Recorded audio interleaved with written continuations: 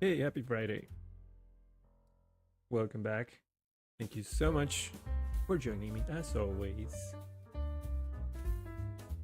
We have a lot planned for today. We will begin in a couple of minutes, so sit back, relax. I'll be right back.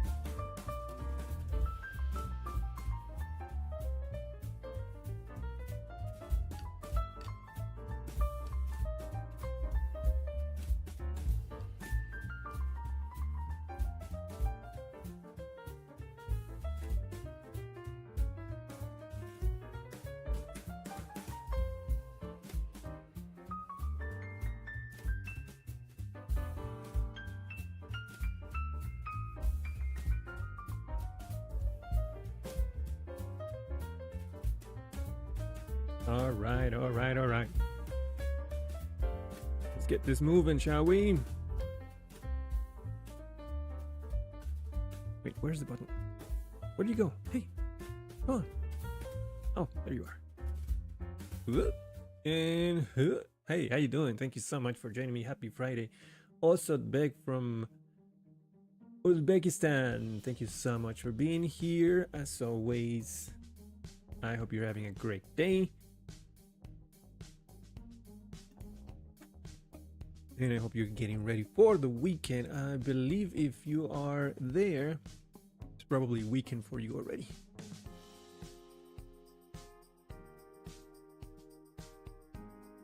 We have, two goals. We have two main goals from today.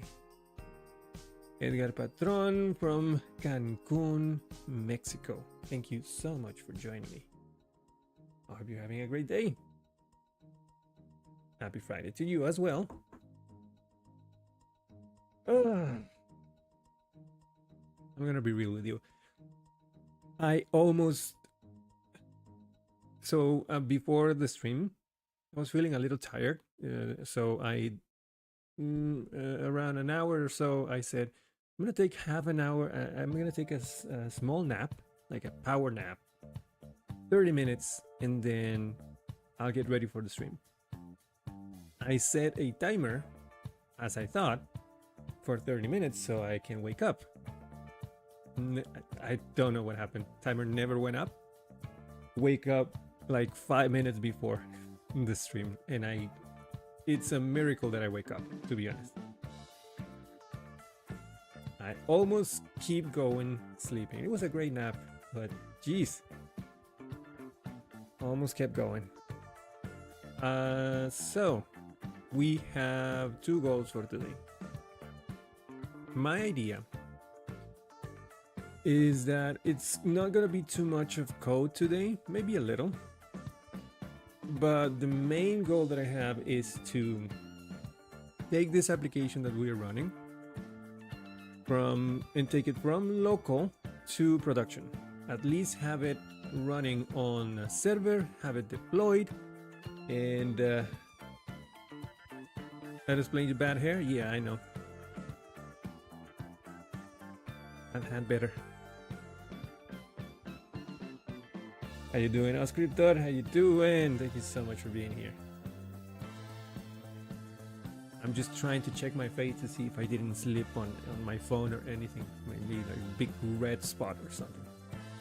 Because I literally had to jump off bed get that thing going in the back and just get ready.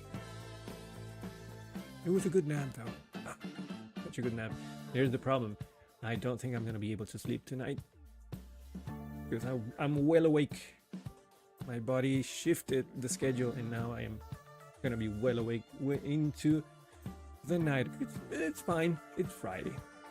All good here? Good. I'm glad. It's Friday. I don't have to wake up early tomorrow. All I have to do on the weekend is doing game dev stuff because I have exactly 7 days from today to deliver the game jam project. It's going good, but you start to feel the reins tighten up. Deadlines coming up. So that's all I have to do for the weekend, so I can just keep going all night. It doesn't matter. We're gonna take the application that we have right now from my local environment and put it in the server that I have, the same server that I use for my personal website. It's a small VPS that I have running on an Oracle Cloud server. And we're going to use Forge to deploy the code into that server. We're going to do that all today. After that is done, and we can have it live and subscribe to the Twitch events and have it running there, we are going to start working on adding reverb, because my idea is that we are going to start using reverb to react to all the events that are happening in the application, reacting to the Twitch event, playing audio by its own, marking things as read automatically, stuff like that. It's gonna be fun. So I don't know how much code we're going to get done today. Maybe a little in the Livewire components. Maybe we can hook up at least one event so that I have to stop, so that I can stop doing a 2-second polling on the list of events and just react to the event that is already happening when we have Twitch redemption, and when that fires, send a message to a channel with reverb and show that record in the page. That should be easy enough. And once it's done, we can take that and test the deployment of that code into Forge. Super fun.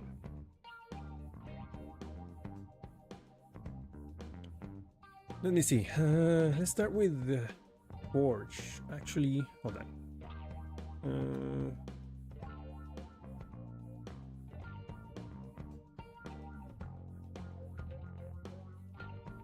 I have my domain name in GoDaddy. This is all in Spanish, by the way. Apologize for that. But I went ahead. The only thing that I did ahead of time, it's set up my subdomain. No, thank you. What is all this crap? It wasn't like this. Where is my subdomain? Oh, here. Domain. DNS.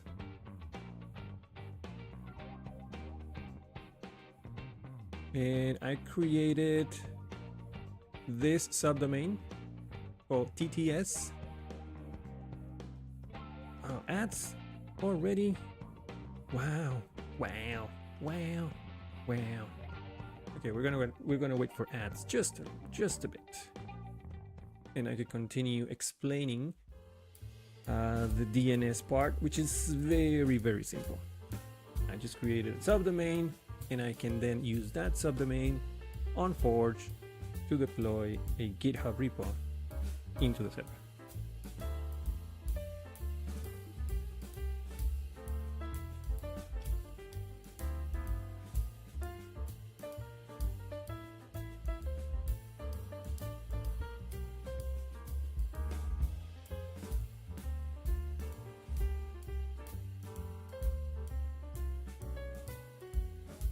I have a video in case I forget something. I have a video from Code Course that is going to help me with all of the settings. I think I remember most of it, but in case I forget something, I can go back and check that real quick.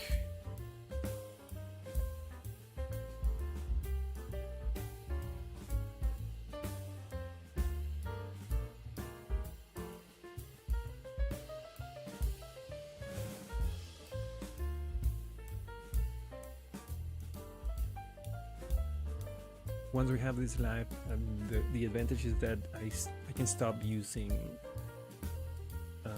expose to create random links. We can just subscribe to one link over on Twitch.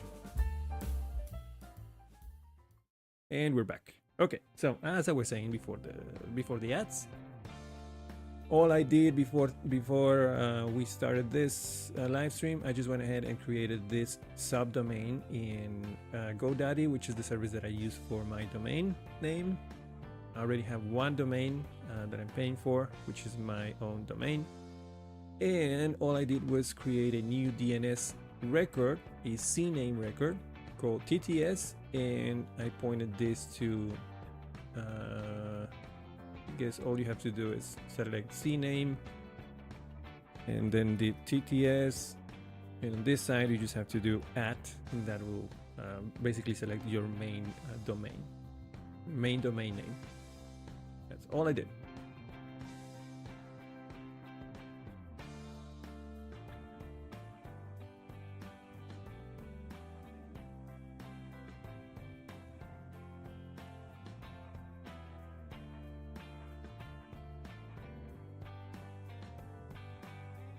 All right, with that in mind, I think we can move over to Forge. Did you log me out? No. All right, so on adding queue worker. Oh, I don't even remember adding this to my, we're gonna need this. Ooh. Maybe I can check some of the things that I did for my website, because apparently I do have a queue worker there. The queue worker that I need for this project, though, I'm going to use the database as the queue worker, or I'm gonna use a database queue. I believe for my website I use a Redis queue instead. Okay, so we can go over to sites. I already have a couple here. We're going to create one more. New site.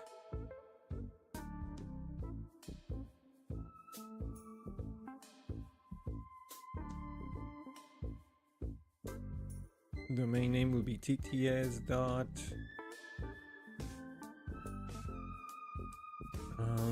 tts.1902.com.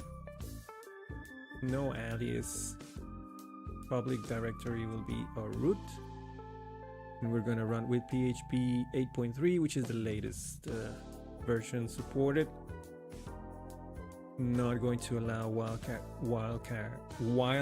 subdomains, and yeah, we're gonna leave everything as is. I'm not going to create a database. I already have a MySQL database created, but we're going to continue using SQLite, so I don't need to do this part. And let's do add site.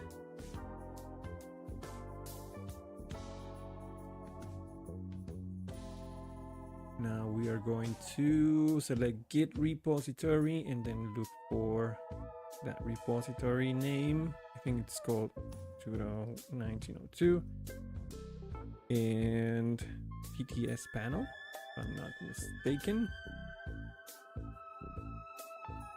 And we're gonna go with the main branch. Did I merge this, by the way? I think I did. Let me go ahead and check first.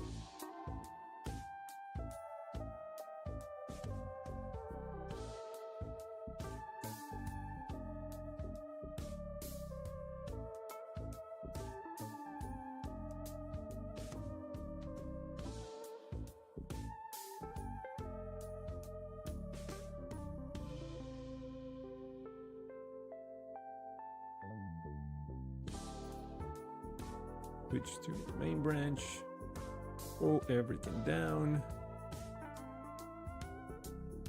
I guess it'll be nice to check on GitHub.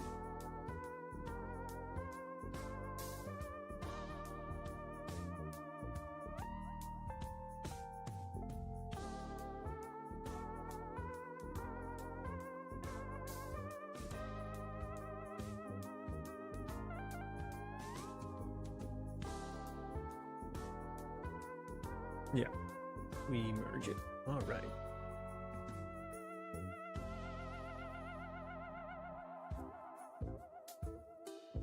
All right, that's fine. That's fine. Database. Do we need this? Do we need that? Edgar Alfonso Patron Corals subscribed to the channel. Thank you so You're much, amazing. Edgar. You're amazing, dude. So nice. So nice of you to subscribe. I guess we don't need it because it's an SQLite database. So I'm gonna leave it like that. Let me go and check real quick on .env .example. And compare that to the actual .env.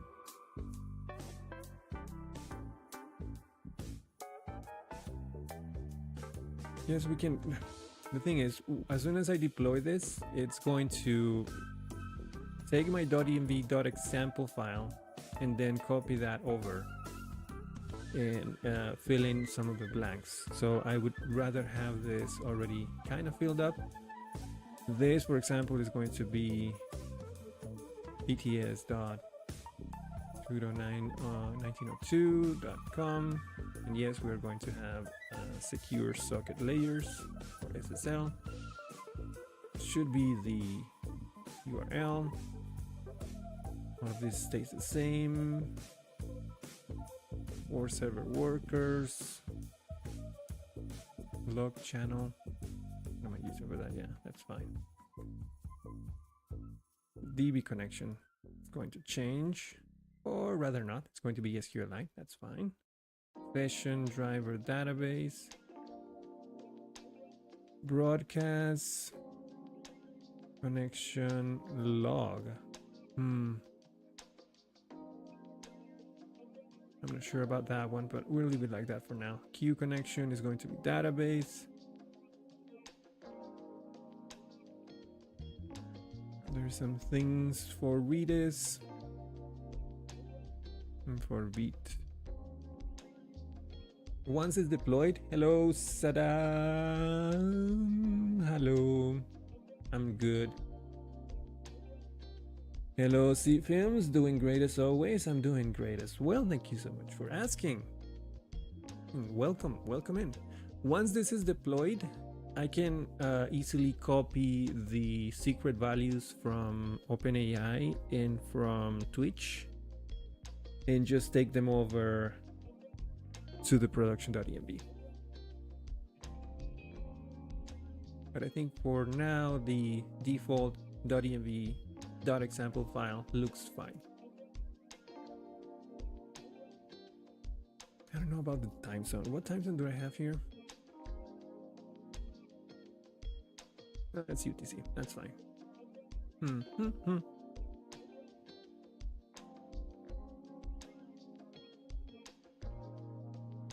Yeah, I think that's good. All right, back to Forge. Now database, install composer dependencies, run Laravel migrations. I'm guessing as soon as this runs, the database file should be created. If not, we can just add it after the fact. All right, install repository.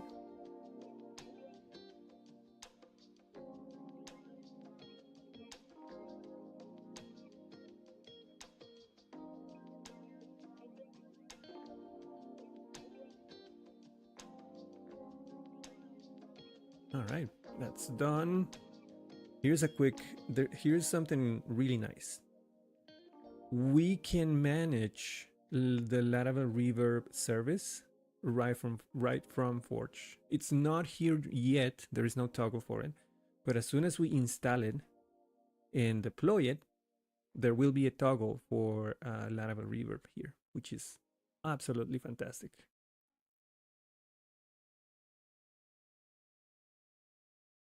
Let me see, repository badge.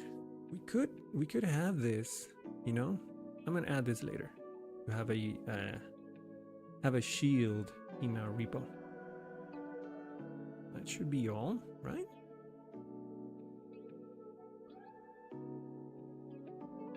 I guess we can deploy right away.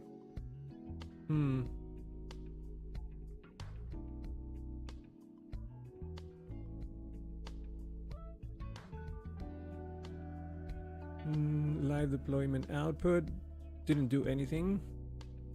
Haven't deployed yet. This script we're going to have to modify later on,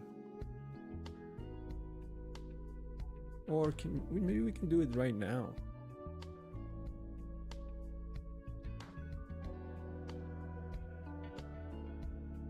I believe the way that we can, the one thing that we need to do, aside from all of the things that are happening here, is to start the queue.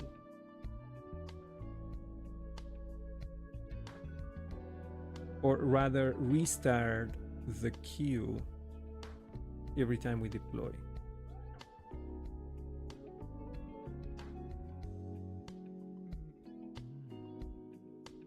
I'm not really sure which one is it.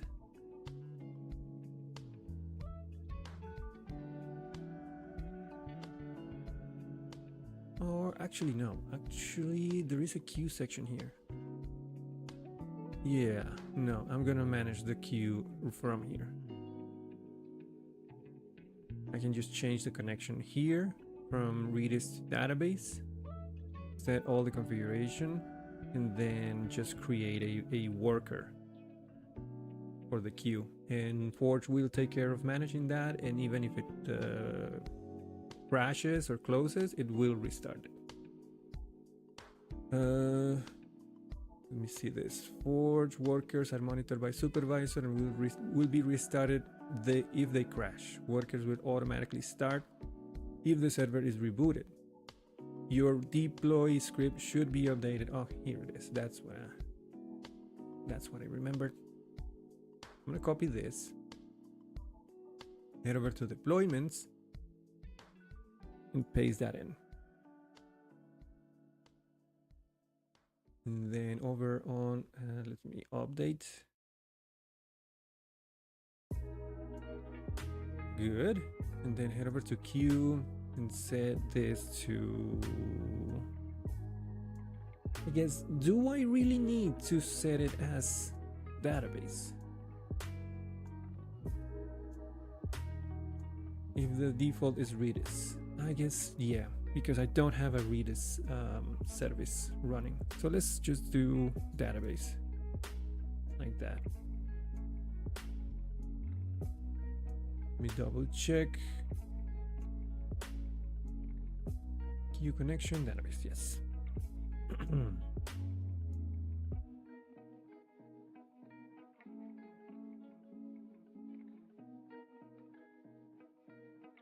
All right. Before I save this, I'm just going to hit deploy now.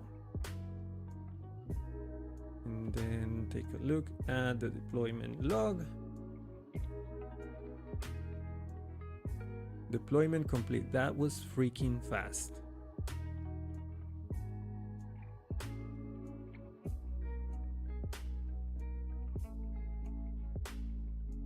All right, head over to queue.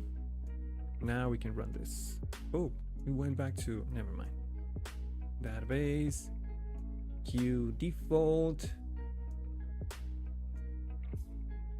restart, rest seconds when empty, 10, PHP version 3, everything else. Number of processes, I'll leave it as 1. and create.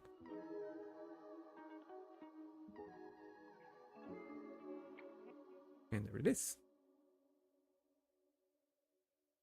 We have a queue worker running now, which is awesome.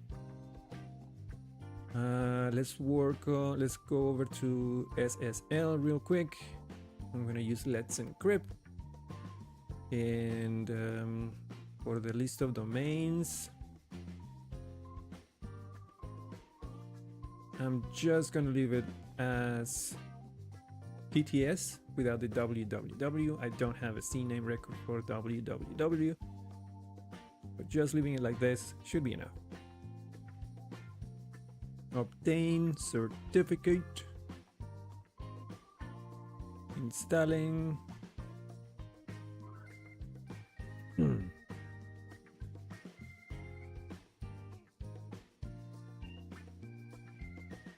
Activating. Perfect. Now we have our domain protected with SSL. Don't think there's anything else. Let me check on environment really quick. See the default values that we have. Everything looks good. Log channel. DB connection went back to MySQL. I didn't want that.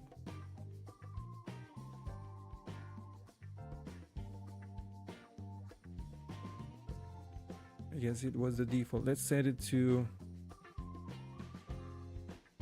Wait, does that mean that it ran my migrations into the database default port database?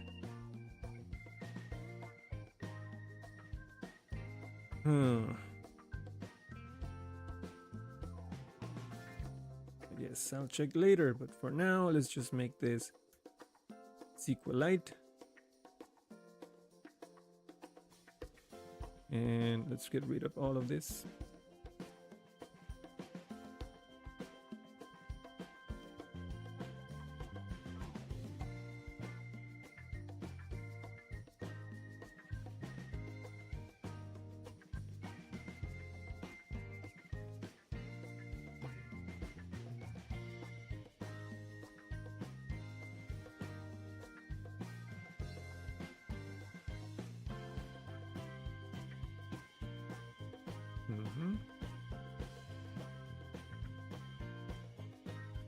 That's all.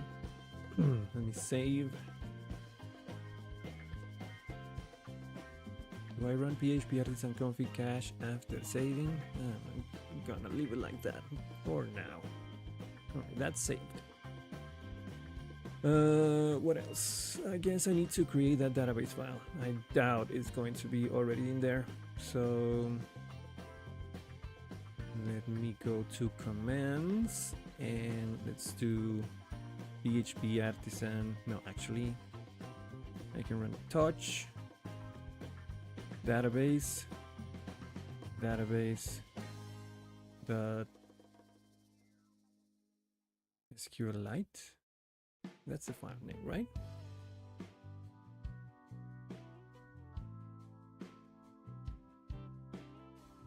Yeah, database.SQLite. And then run. And finish. So that should give us a file in that folder.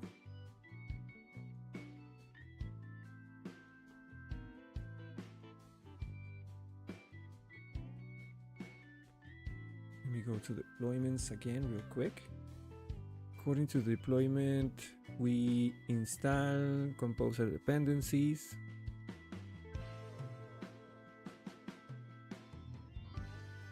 Artisan migrate, force. I'm not sure this is gonna go again.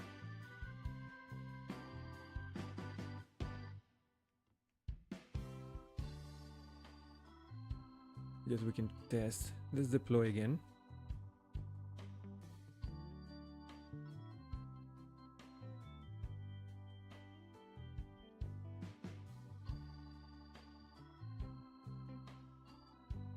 Yeah, migrations were run.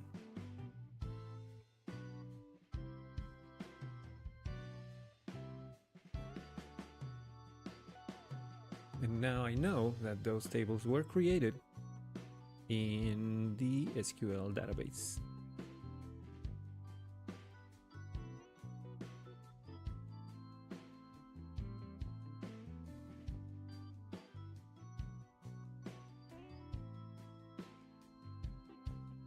All right.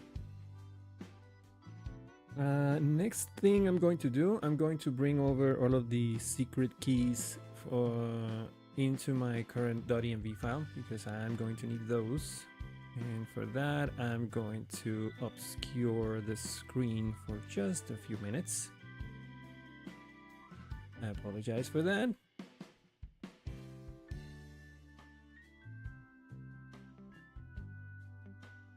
Let me go grab all of those.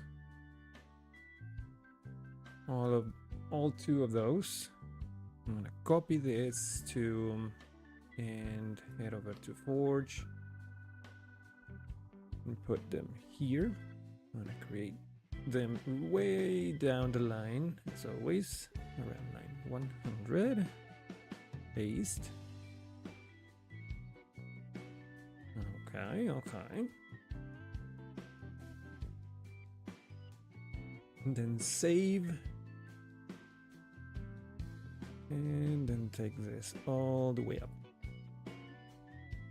All right, those values are in. I should not have to worry about this file any longer. No, I do, but that'll be later when we install Reverb. There's going to be a few more additions to this file. Okay, all right.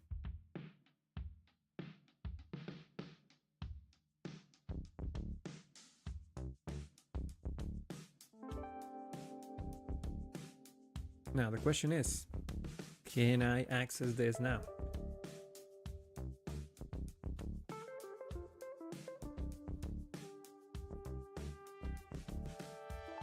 Let's check. So if I navigate to dts.sudo1902.com, Asa, we are live.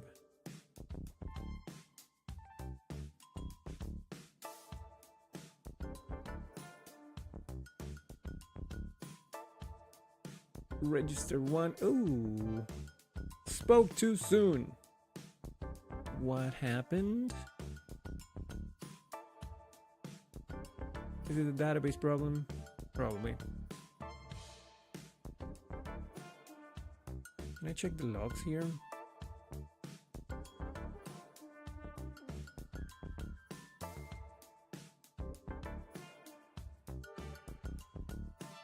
Oh, there is no... Oh, interesting. I thought that was there. Why wasn't it there? That's... Huh. Hi, Rafael. How you doing?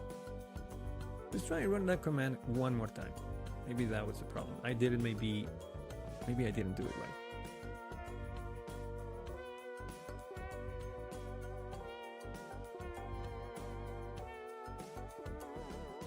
If it doesn't work again, I'm just going to quickly SSH into the server and run it myself.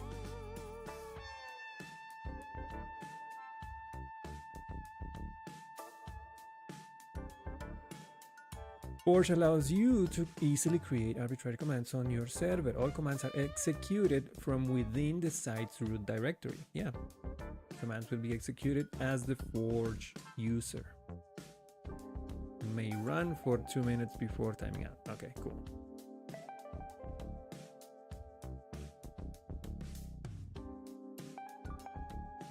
All right, run it again, please.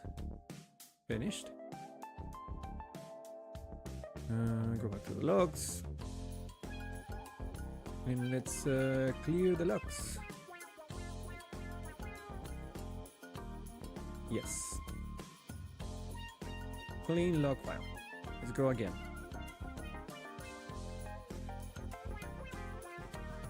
Still nothing. That's interesting. Oh, the Veed manifest. Okay. We need a new command in our deployment.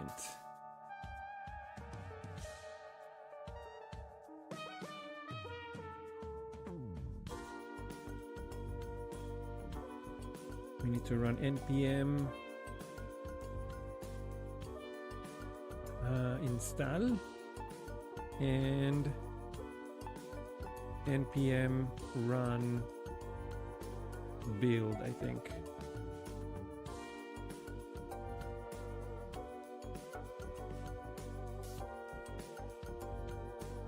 Forgot about that part.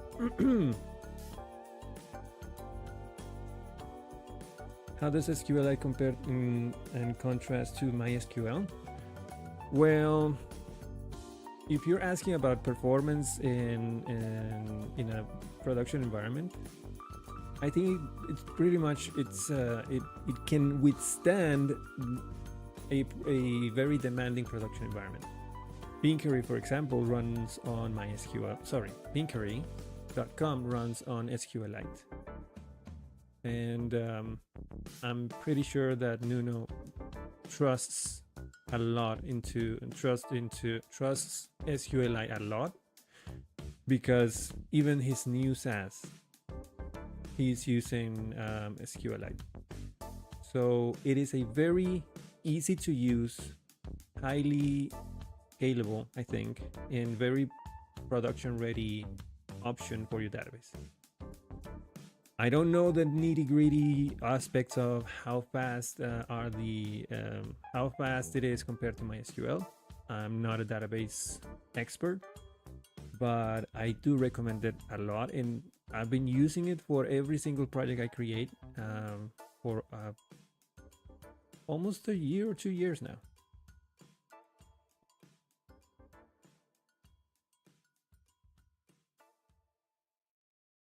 So I guess if you don't want to go through the process of having a whole database server for your application, how do you decide? I can't answer that for you, to be honest. If I was the one who is going to decide, I would look at my project and say, is this do I really need a full database server for this small project, or is this going to be like a really, really big project and I just want to be safe and go with a full database project? So it depends on the size and data requirements for your project. And even if the project requires a lot of data, and you know you're going to have thousands and thousands of records, even there you could use SQLite, but it depends on whether or not you want to have more peace of mind, and if you're comfortable using a file database compared to a more robust database server. So at the end of the day, it falls down into which one do you feel more comfortable with. At least that's what I think.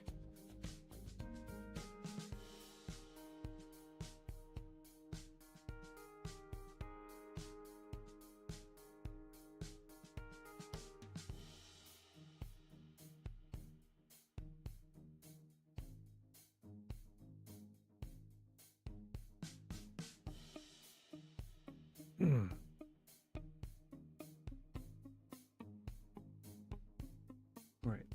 Did I hit update? I hit update, right? Yes. Let's try and deploy that again now that this is there. Deploy now.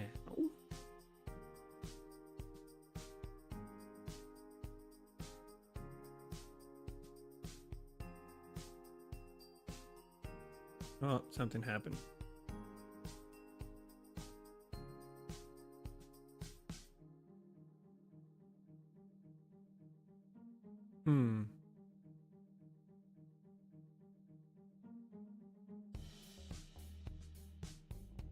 Read not found.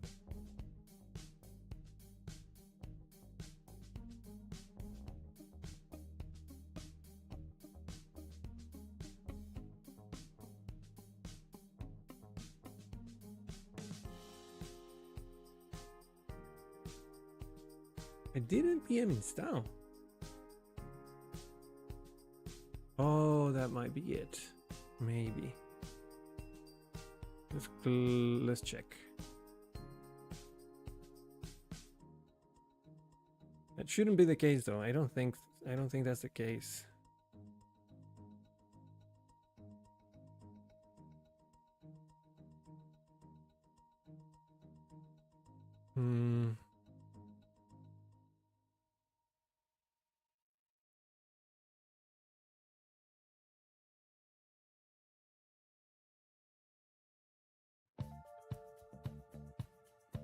Oh, it's a dev dependency.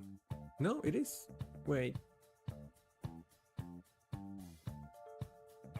Yeah, it's a dev dependency. Crap.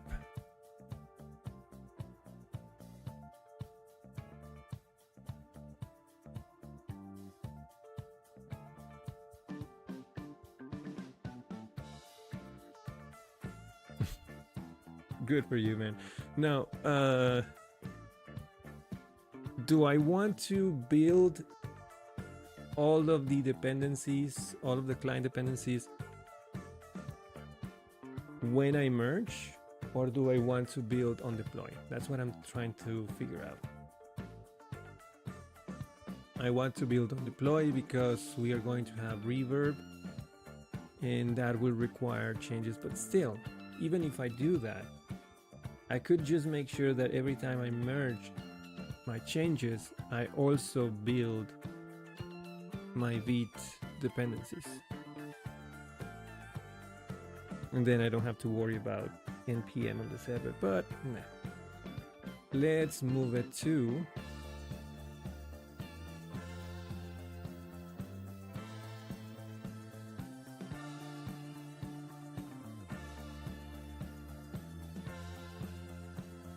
how do I do npm install with dev dependencies? I don't know how to do that.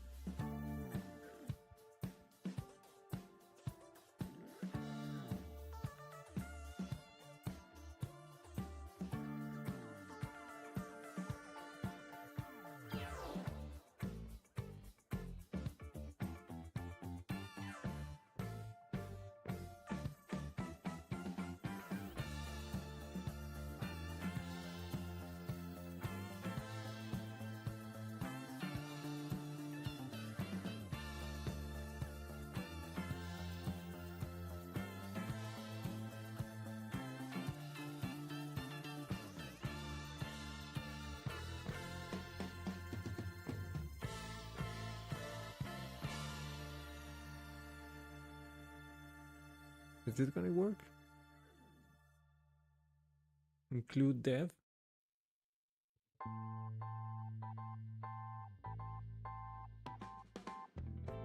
We could also use only dev, because all of the dependencies here are dev dependencies.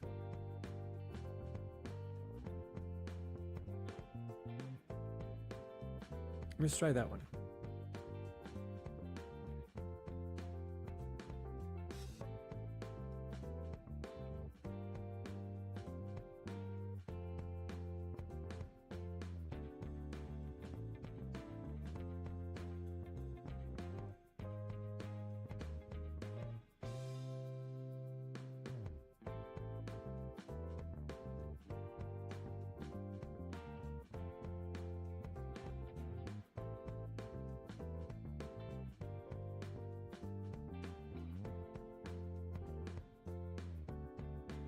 Yeah, that one worked. Yay, that one worked. It's super fast, man. It's amazing how fast this is. All right, so that should be deployed. Let's go to the logs, clear the logs one more time. What did I do? I went to the commands, sorry, the deployment section, And this line here, I added this only dev flag, given that all of the dependencies in my composer.json file are dev dependencies. So Tailwind CSS, Autoprefixer, Axios currently, and including Vite, everything is a dev dependency. So I went here and included the only dev. And after that, I do npm run build, and that worked.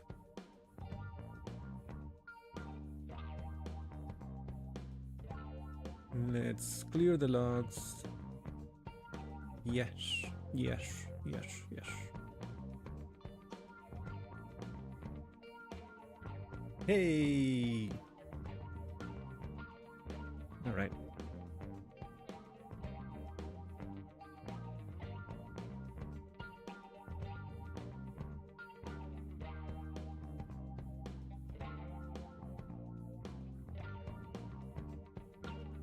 You know what I'm thinking? Should disable the register.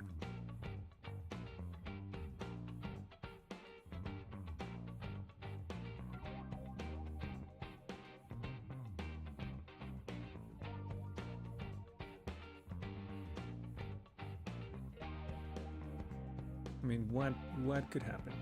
Someone else can register, log in with Twitch, and override. Yeah, I have to disable that. I'll do it in a moment.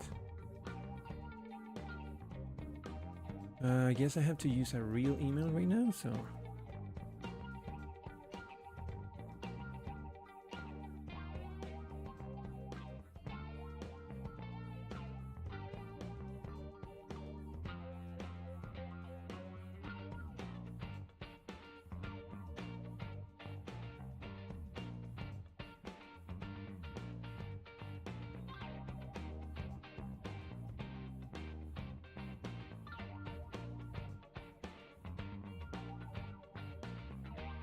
Yay.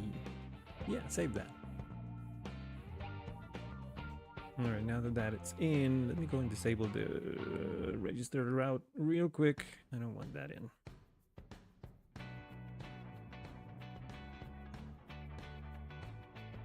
What changed here? What did I change? .env example. Okay, that's fine. New route, new branch.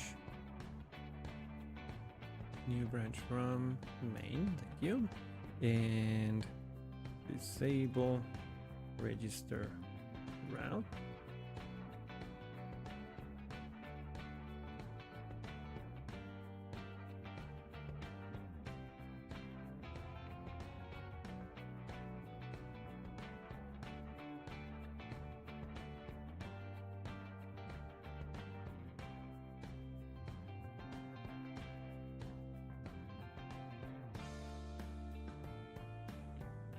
Oh, but where is that?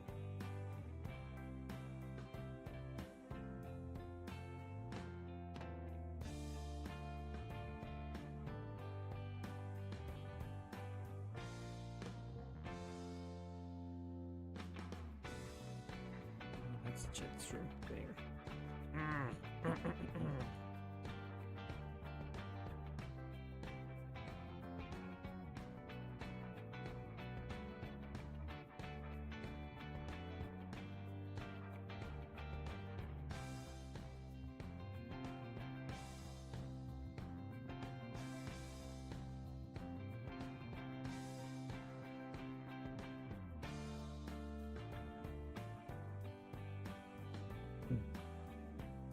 Features.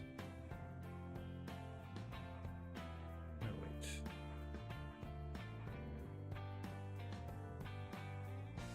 We're going to disable after our user access. Could possibly leave it disabled by default in your Fortify config and define it your own. Fortify config. What is that?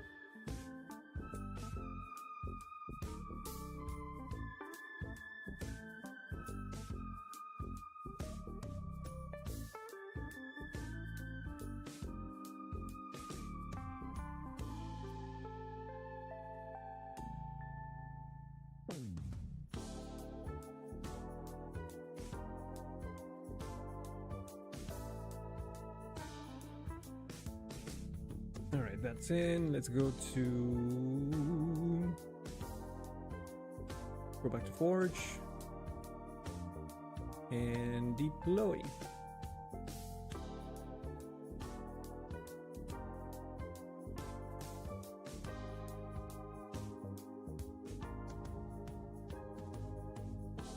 That should be done. Deployments. Let's see if that's the case.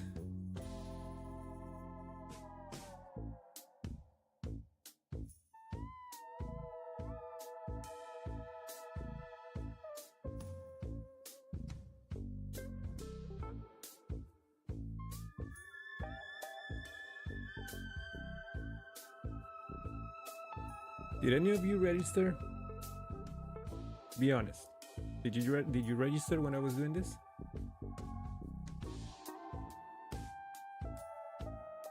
You thought about it? Yeah, I could hear your thoughts. But you were good and didn't do it, right? Because I'm going to go into the server, log into my... You did not? Good. Still, I'm going to go into the server, SSH into it, head over to the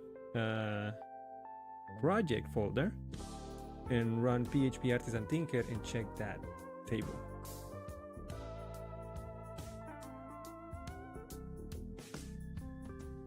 And probably delete our scriptor from there. Hold on. That face says it all.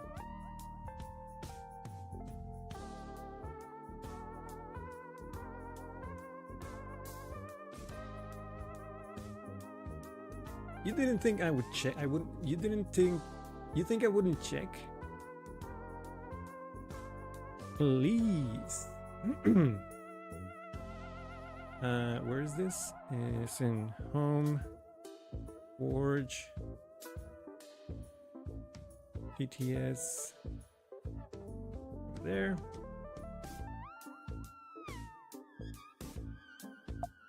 Can I do this right here? Yes, I can. It's the user. Ooh.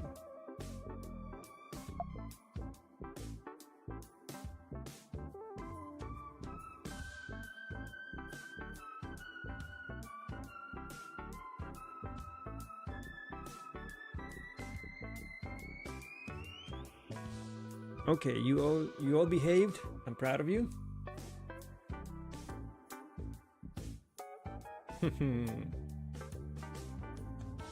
Was that paper, please? Is that an emoji that I don't have?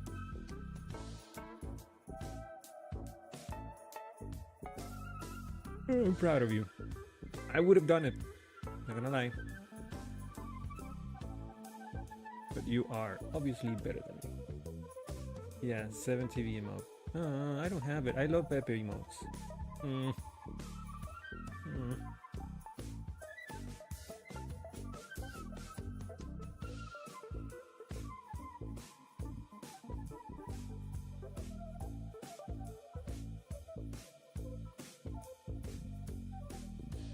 But anyway, let's head over here and do the Twitch signing step real quick. Ooh, missing client ID. Oh, I didn't put that in. I'm such an idiot. Forgot. I put in the secret ones and I forgot the public ones. Okay. Good. And then you stab me in the back. Is that the plan? Good plan.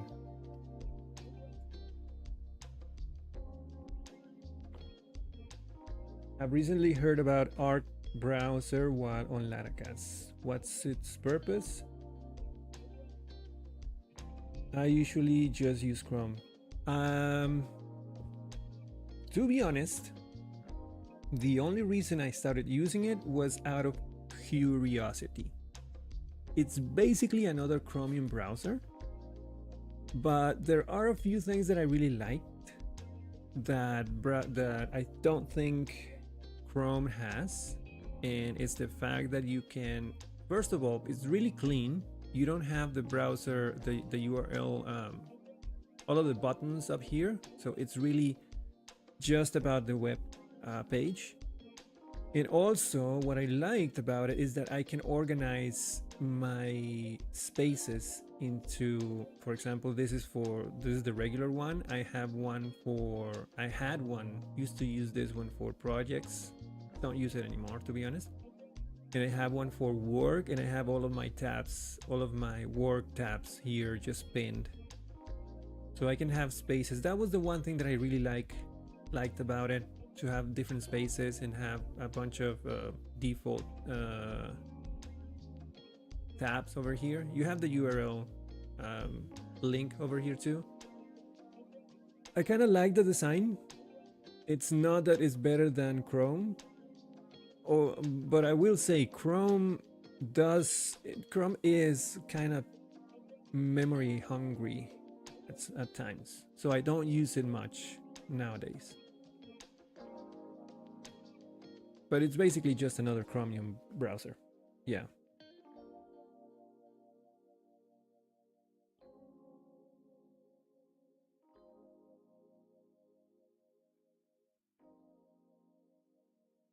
No problem. All right, let's go and grab those values from the .env file again.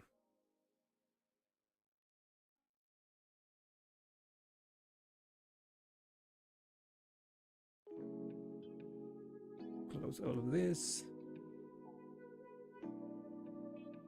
Wow. There we go. Get over to main branch. Pull everything. And then open .env. Make sure I'm in the right place. Yep, cool. And I have to copy this.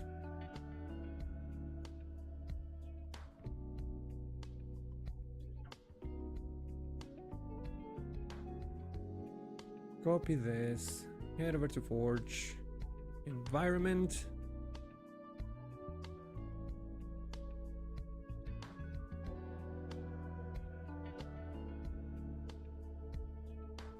I'm worried. I think given the size of this scroll bar, I think it just trimmed empty lines. So allow me a second to verify. No, there they are. That's fine. Just wanted to make sure. All right, so let's put those extra lines here, and the redirect URI now is going to change because now we have our own domain. tts.tudo1902.com auth callback. Client ID stays the same. All right, save that.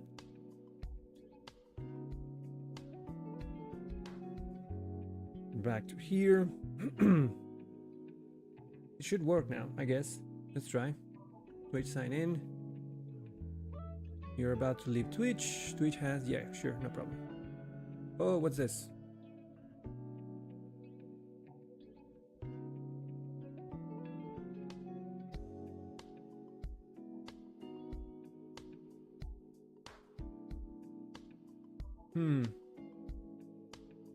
Wait. I think this is on Twitch side. Hi, Nicolás Alonso Suárez Rodríguez de la Peña. Matamoros. How you doing, man? Yeah, I have to go and check Twitch side because that didn't work. Where was that?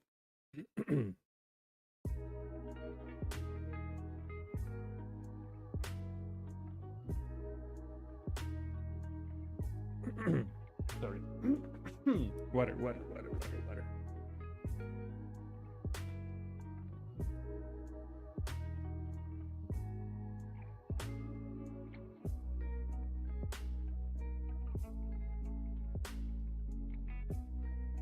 1 second. Oh, okay. We're cool. Yeah, it was this. to change this to GTS dot.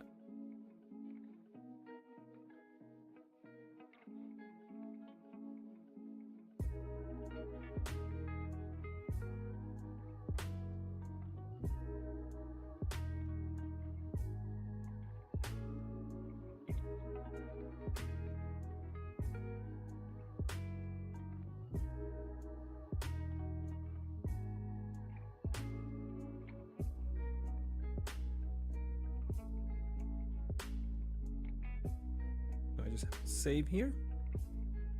Let's do it a 6. All right, let's give that another try.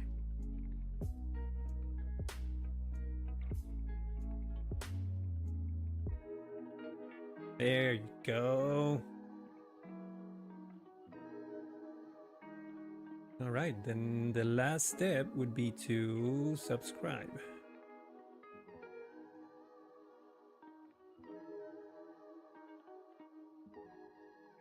And I'm hoping this is working because there should be a queue. Let me go and check.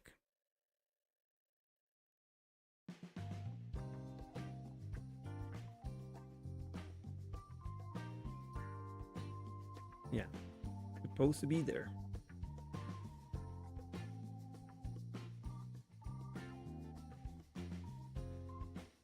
We should have Horizon installed at some point, given that we can have Horizon as a package here. I'll think about that. All right, let's do a subscribe. Yeah. Have to re-authenticate.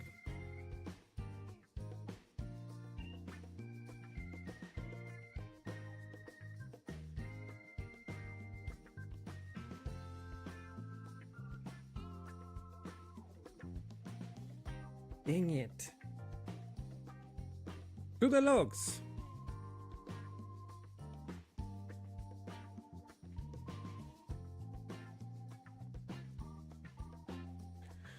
Event subscription failed for some reason. Callback must provide a valid HTTPS callback with standard port in creation request.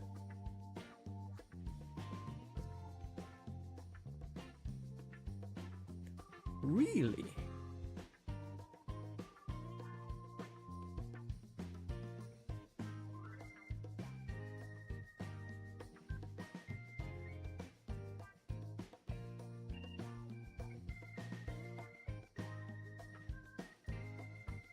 Okay. What did I provide?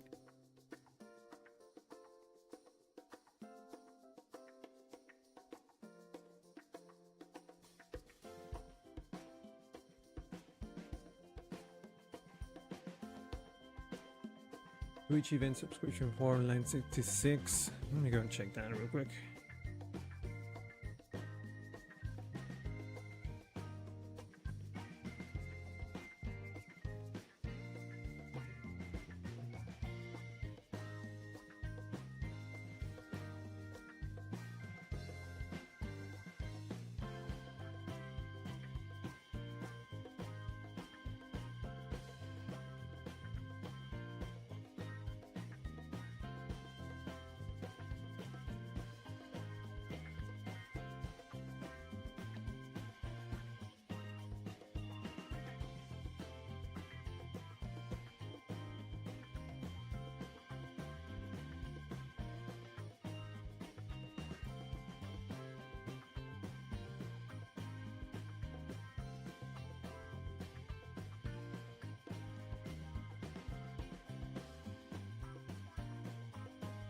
Why did this fail?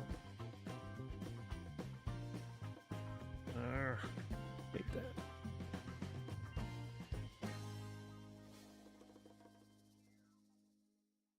Actually, I'm gonna switch terminals for a moment because I kind of like Warp for this kind of job, because when using iTerm, it kind of it disconnects after a certain amount of inactivity, and I think with Warp the connection stays active and open, so I don't have to worry about that.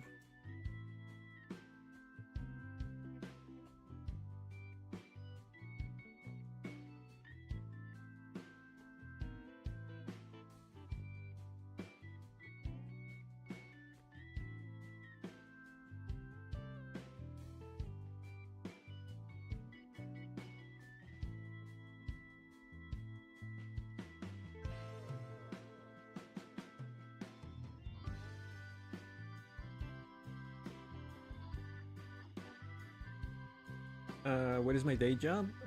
I'm a PHP developer through and through. That is my 9 to 5.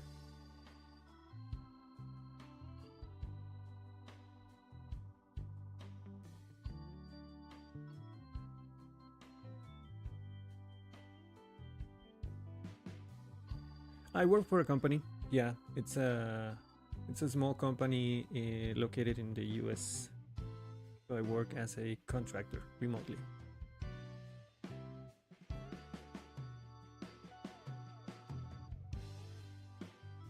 Yep.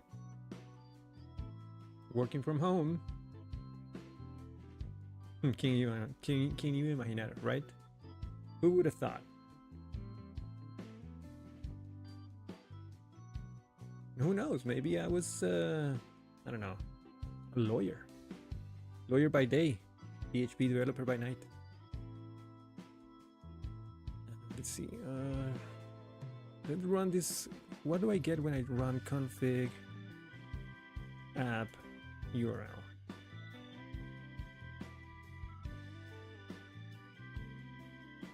Yeah, that's right. Oh, HTTP. Why? I am a dumbass.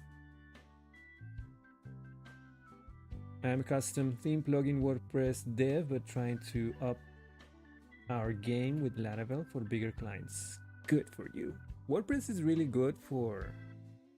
Yeah, I mean, WordPress has its place. But man, I love Laravel. Wouldn't change it for anything. I forgot the HTTPS on the app URL. That's on me.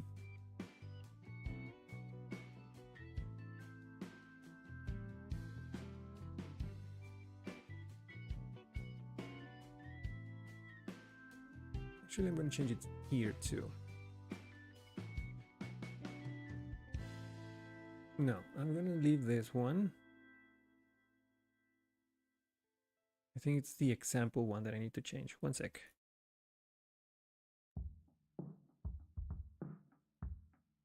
No, the example one. Oh, you've... Example one is... I guess it's not using the example one, but creating its own. Forge.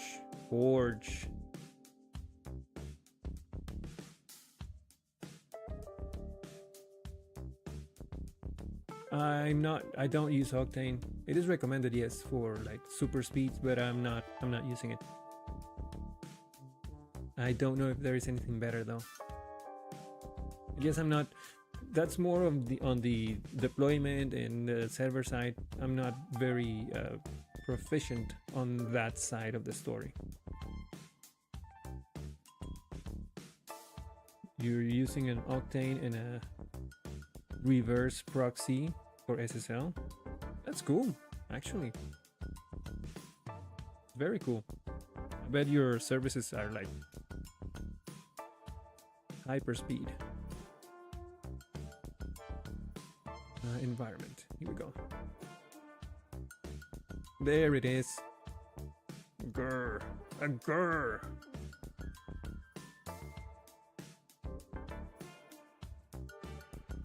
So that should do it. Guess we could, let me go into the logs and clear them up just to have a clean slate.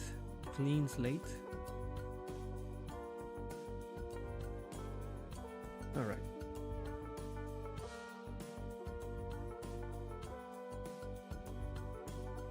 What happens if I refresh? Still the same. Okay, subscribe. Why? Why?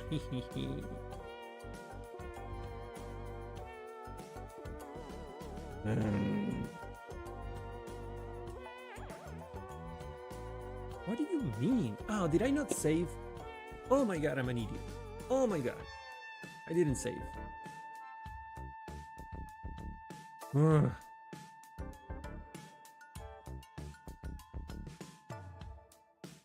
Save, dude.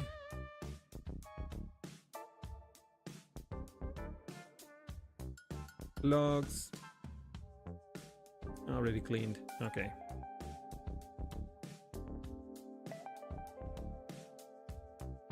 One more time.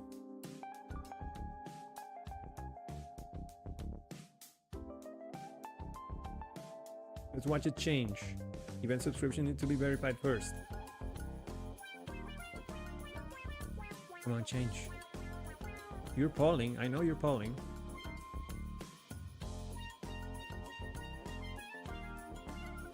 Are you polling?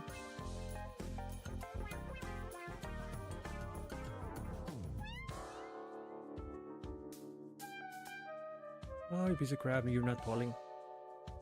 Where are you not polling? I thought you were polling. Told you to poll. Alright, there it is. Yeah, I didn't click save. That actually helps. When you change something and you click save, that actually saves it. It's not telepathically saving. I don't know why I didn't poll that time. It's alright. We're gonna use reverb for all of this at some point, so I'm good. I'm good. At least we have this now.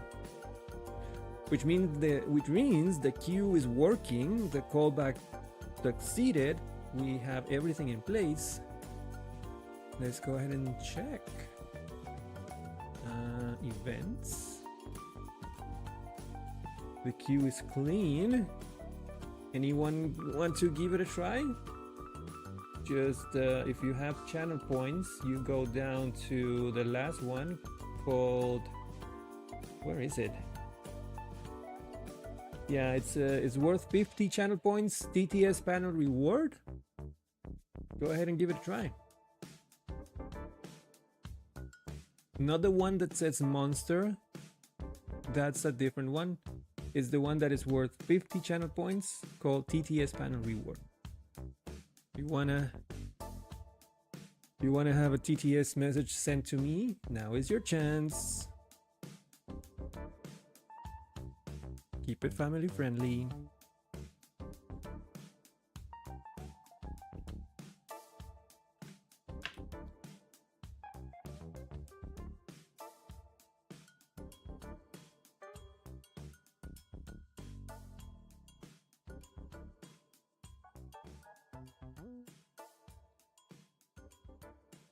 Are we on ads? No, right? No. I think they came and went. Didn't even notice.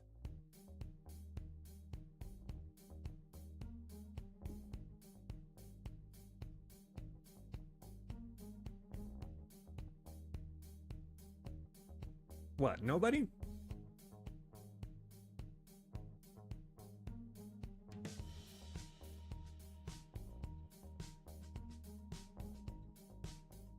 Oh, now you're shy.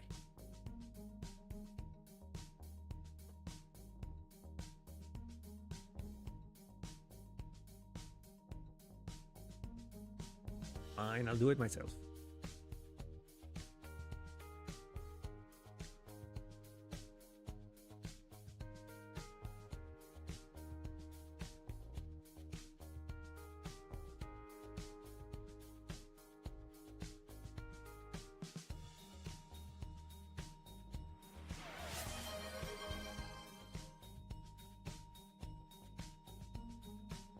Will it show though?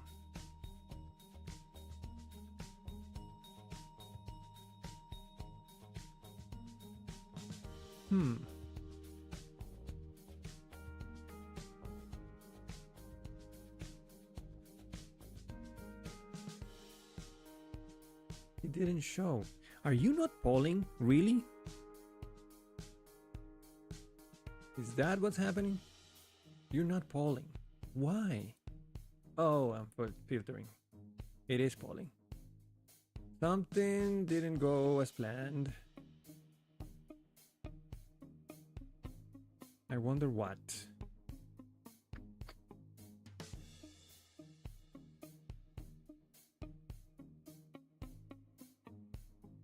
Let's go check the logs.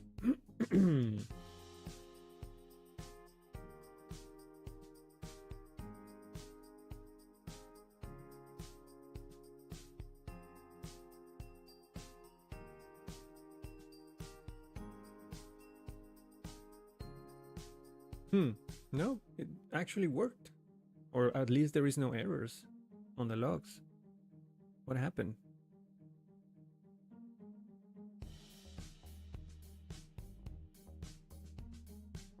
I have to stop logging this, by the way.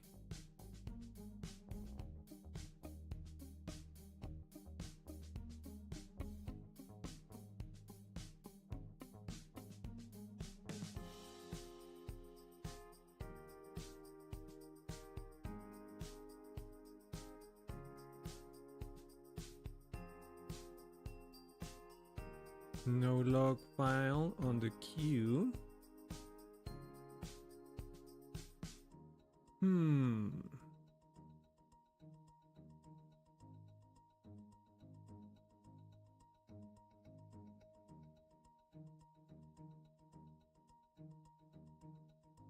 It is running.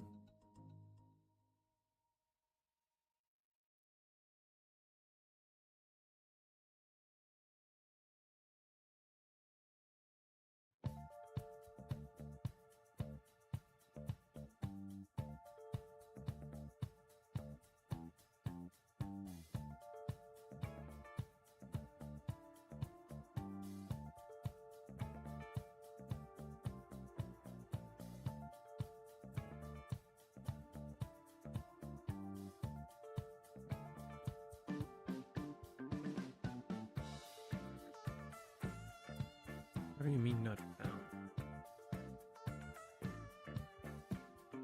Come on!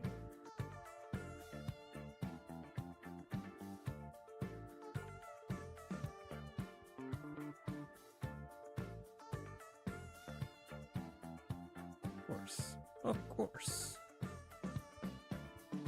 Why is it empty? Why? Why?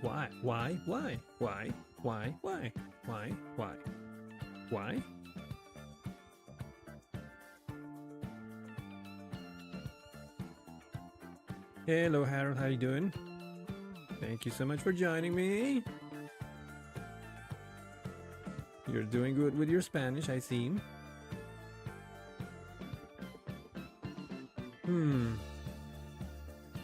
This is worrisome.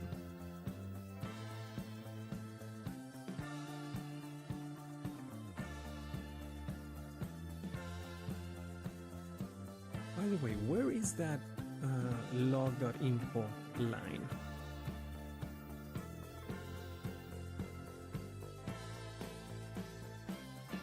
In the middleware.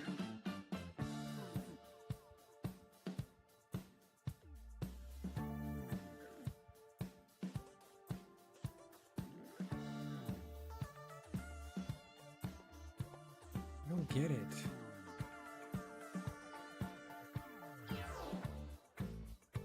Let me check something real quick. I'm gonna check the list of subscription callbacks that I have on Twitch, just to make sure that it is actually enabled and I'm not crazy.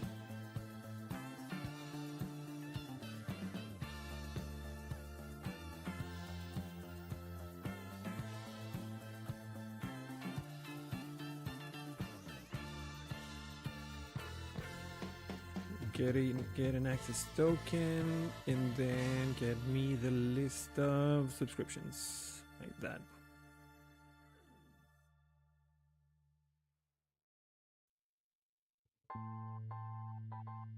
Yeah, there is two. One is enabled for the shared one. I should delete one, by the way. Oh, maybe if I have only... No. There is the enable one for our website, which should work.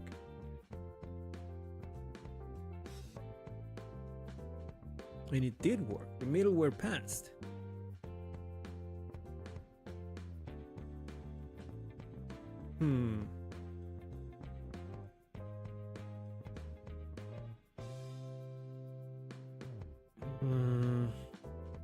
The only other thing that I can think of is that the queue is not really working as expected.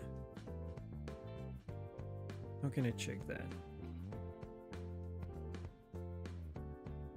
Where is the table? What is the model for the queue?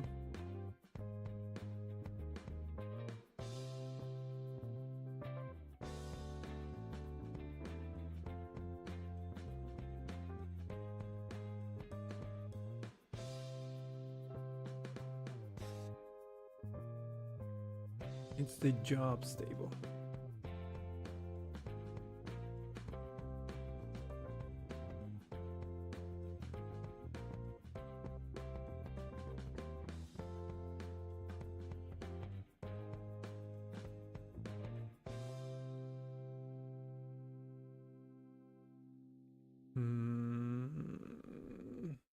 But it's running. Why is it not running?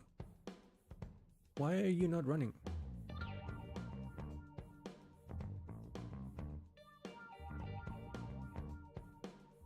Yeah, PHP on this thing, queue work database, sleep, daemon, quiet, queue.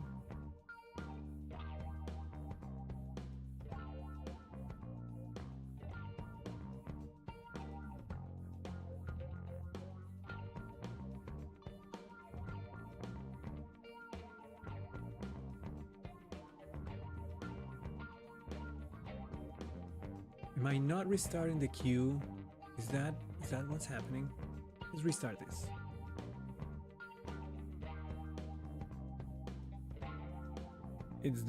Is there a maybe in deployments I need to restart the queue every time? No, there it is. It's restarting the queue. Why? Is there a way to check the contents of a queue with a command? Seem queue.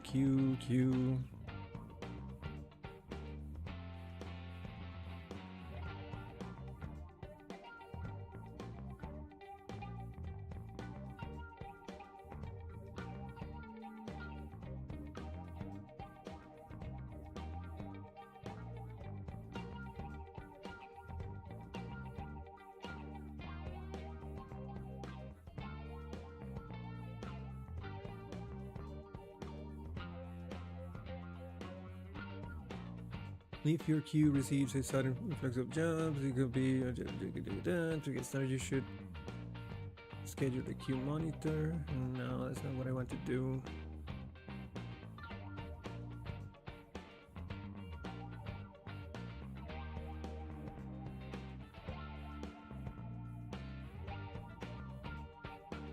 Is there a queue status?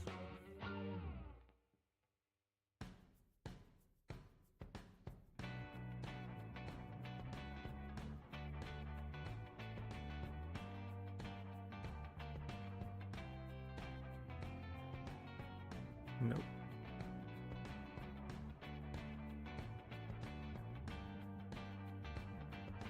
Queue failed. That's one that I could check. Okay. Let's run that one. Up in the server. Queue failed.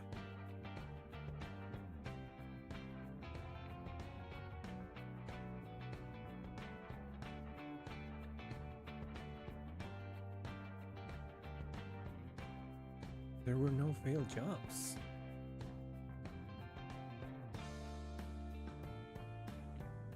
What does queue table do?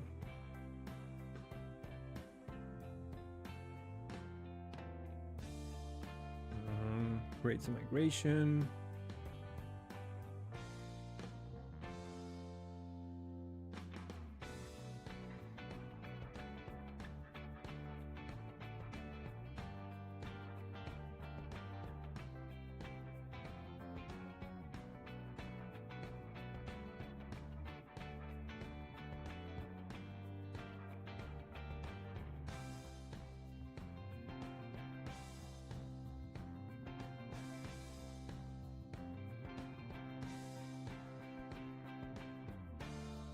I don't get it. It worked fine locally, and now the queue is... I don't know. How can I check the contents of that table? Is there an SQLite command?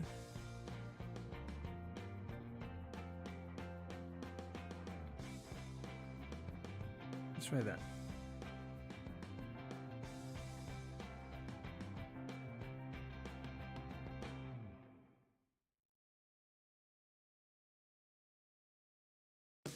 Ah. Stop.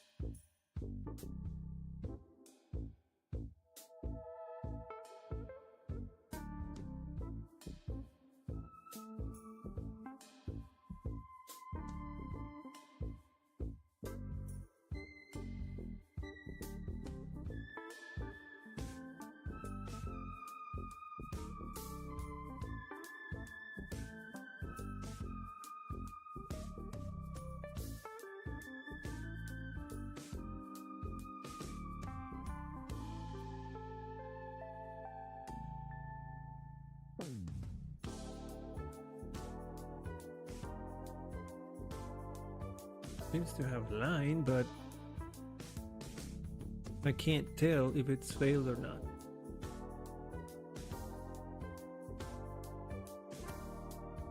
Bad error? I don't know.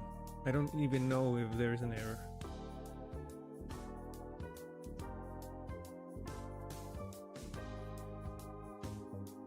Jobs, job batches, failed jobs. Is there something in failed jobs? I don't think there is.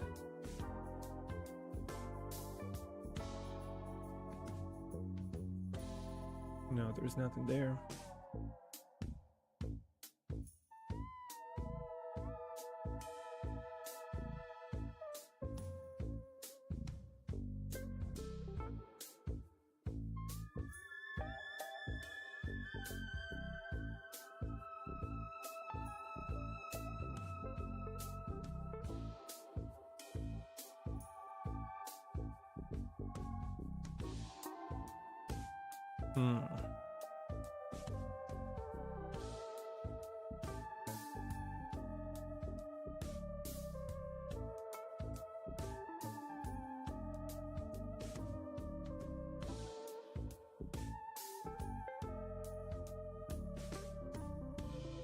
How do I quit?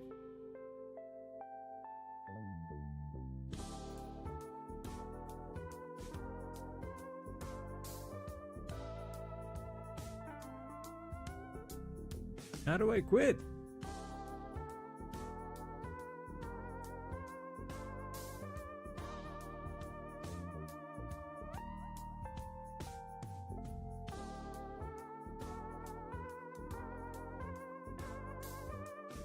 How do I quit?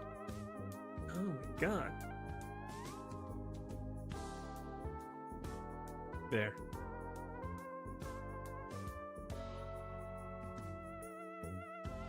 The .env setup is correct. I think it is. Let's double check.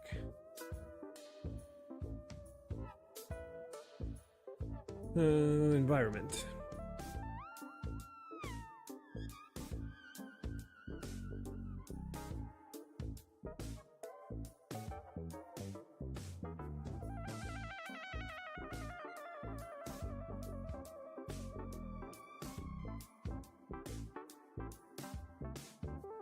Yeah, Q connection is database.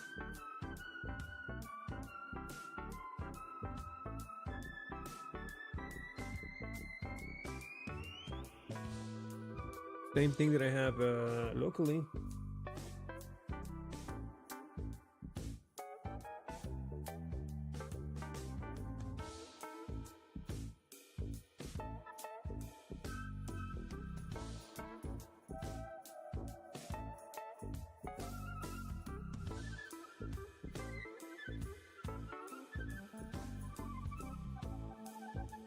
I'm gonna restart it just to be safe.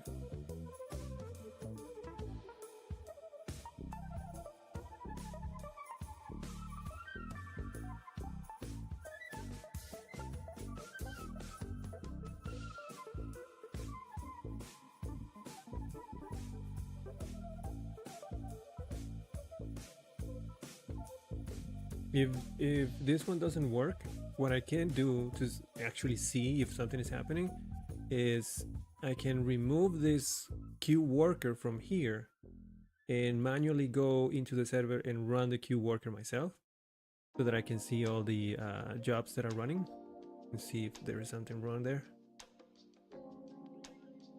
Let me switch to here, refresh. Yeah, nothing here. I'm gonna try another one.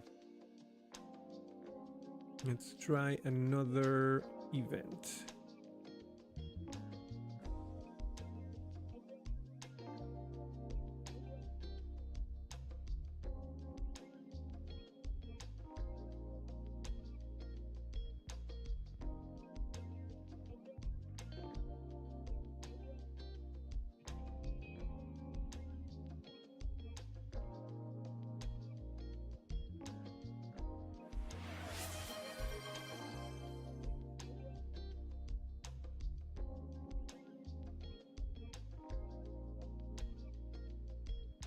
No event here.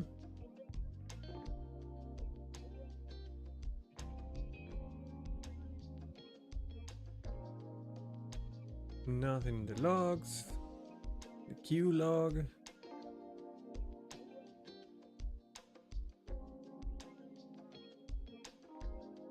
Oh. Oh. Oh.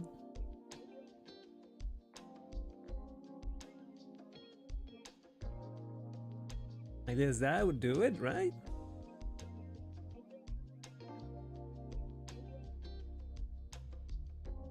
Yeah, I'm dumb. I'm a dummy. I guess I have to do this in the command? No. Maybe I should just impersonate the Forge user just to be safe, because all of the permissions in the folders here are for Forge. So what I want to do now is do PHP. Whoa, that's not what I wanted. PHP artisan storage link.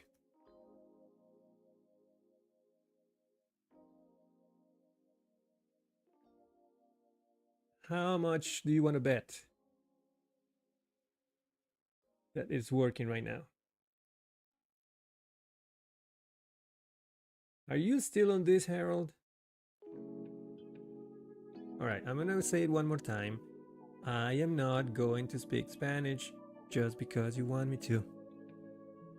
Not just because you're there poking me with a stick. Just focus.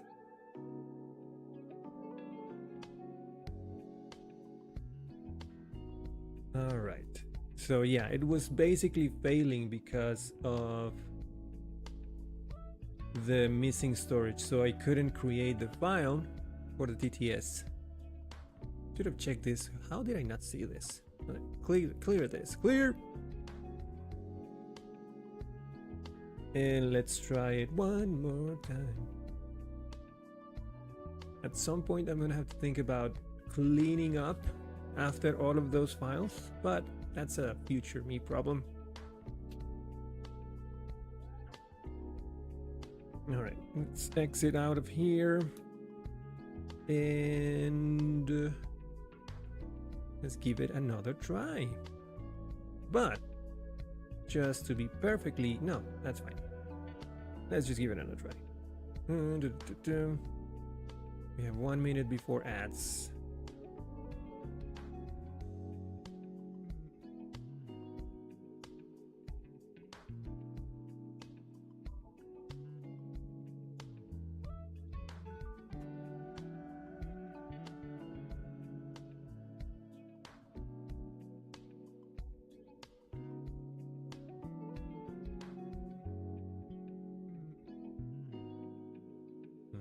Let's try that. Let me just put the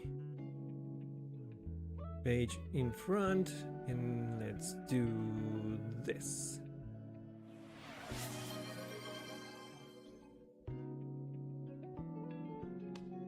Yes! Woohoo!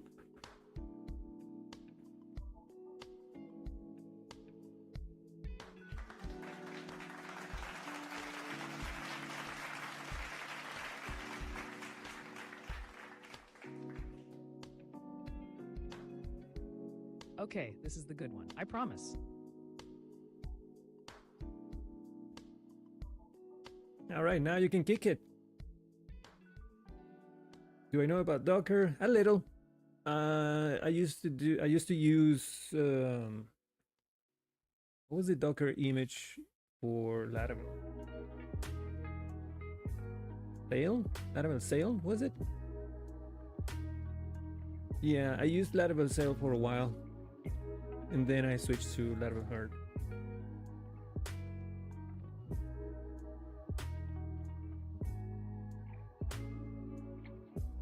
Mark as played. Boom. Okay, who's next?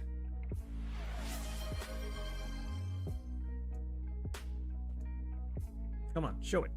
Show it. Show it. Show it. Oh my God, we have a TTS message. What could it be? One more time. You know, I'm just feeling celebration tonight. Celebrate. Don't wait too late. We don't stop. You can't stop. We're gonna celebrate one more time. Good one, good one. Thank you so much, Scriptor. Yeah, the voice doesn't sing, but we get it. We get it.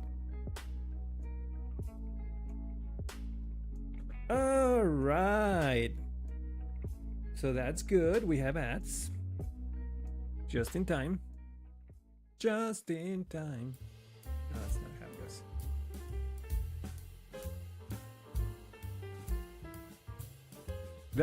That's the whole thing.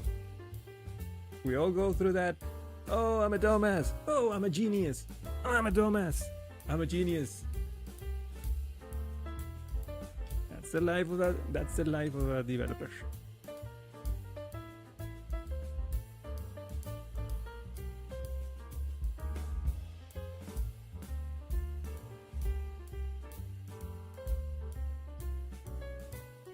So now we move on to reverb.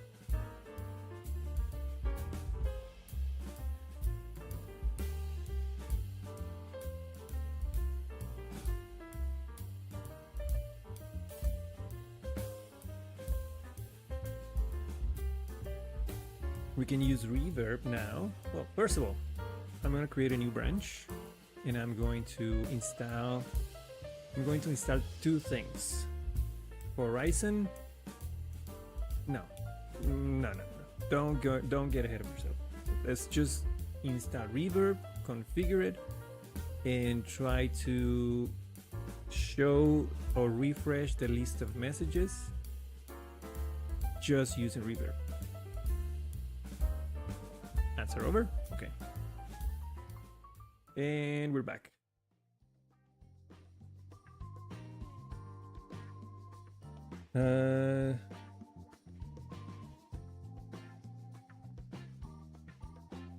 Well, the machine that I have, it's good enough for what I'm doing,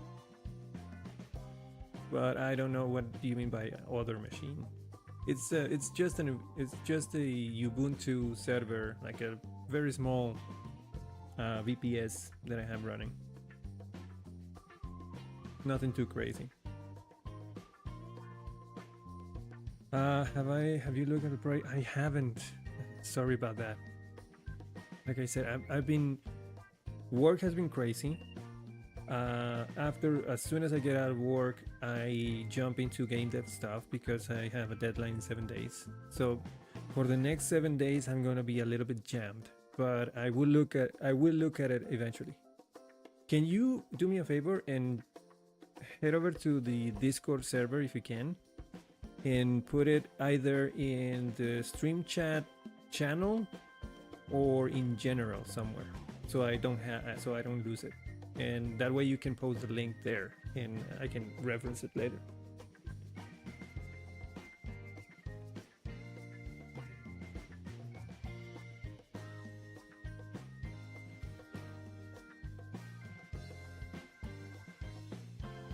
Do let me know where you put it so I can look at it.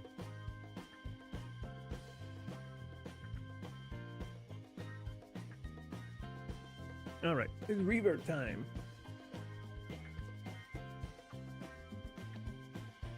Let me get out of here.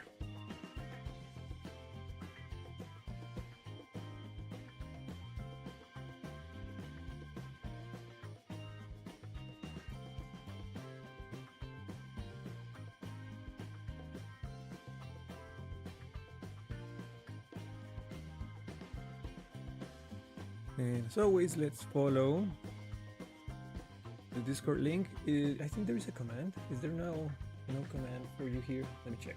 Hold on.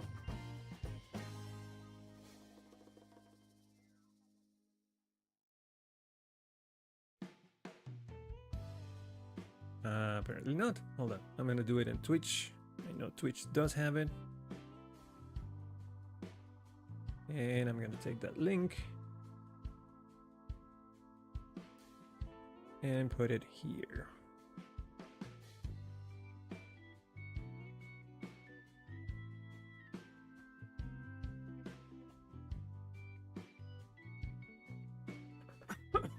I'm gonna pin it for now.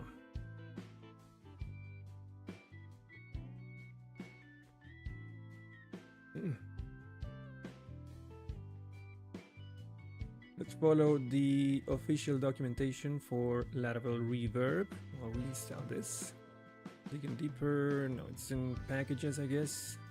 Reverb, yes.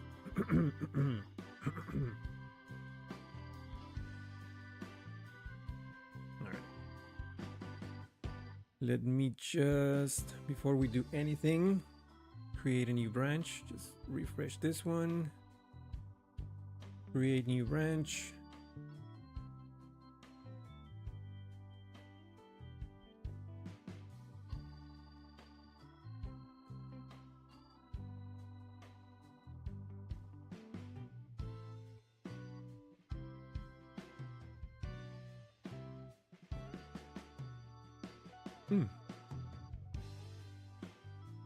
Now we can run those commands. Let's run here. It was php artisan. What was it? Install broadcast.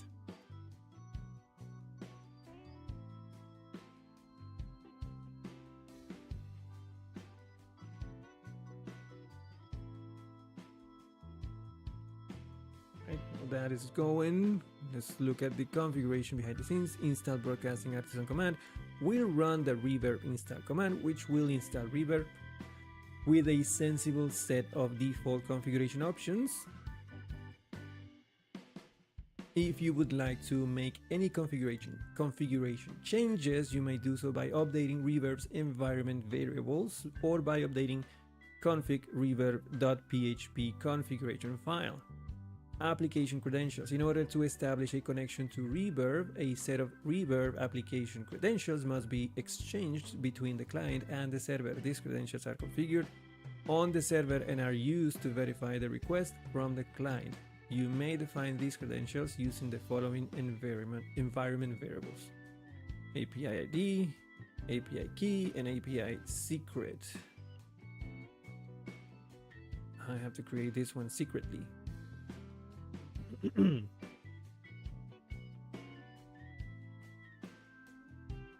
Allowed origins. You may also define the origins from which client requests may originate by updating the value in allowed origins. Okay, I guess even if I don't do this secretly, I can just restrain the amount of, I can just constrain the domains to just my domain.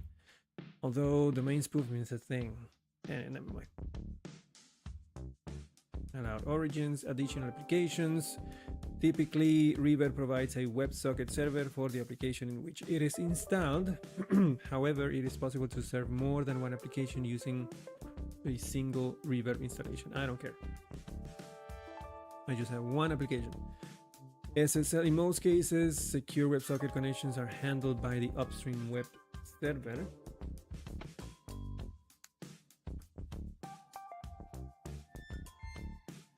All of this is going to be taken care of by Forge, by the way. Most of it, I think.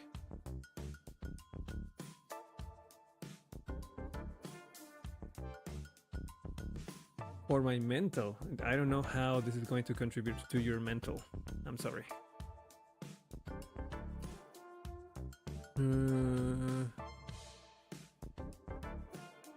You may also choose a certificate. No, this is going to be all taken care of by Reverb. Sorry, by Forge. In fact, let's just now that it is installed, let's take a look at the config. Sorry, these keys.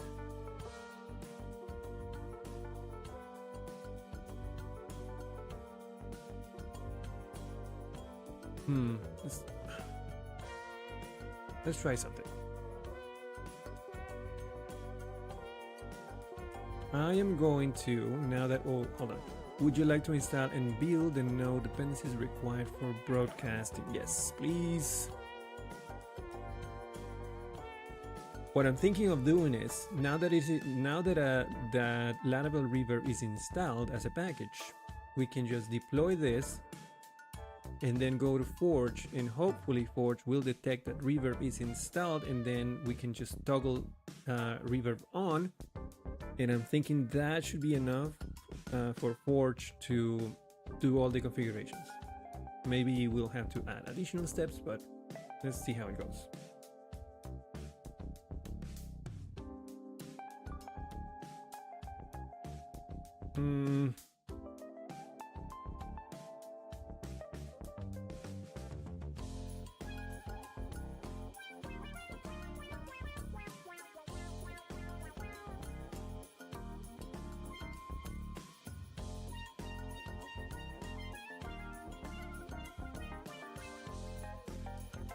Changes, package of JSON, app, broadcasting, reverb, echo.js, channels, etc., etc.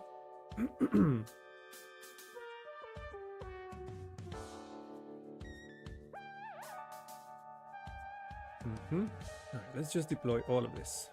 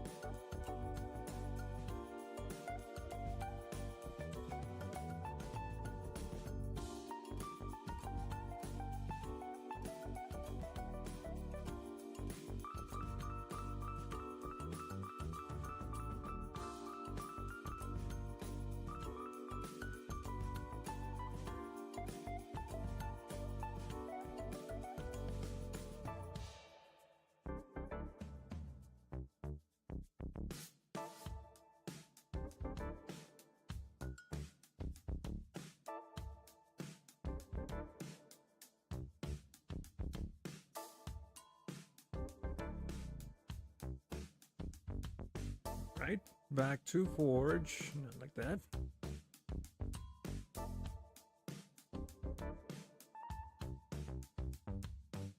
Let's hit deploy now.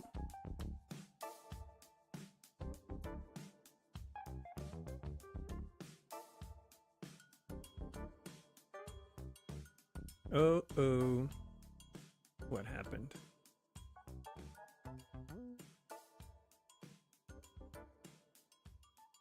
Oh, I created something on the server. What happened there? What did I do? Oh, I see.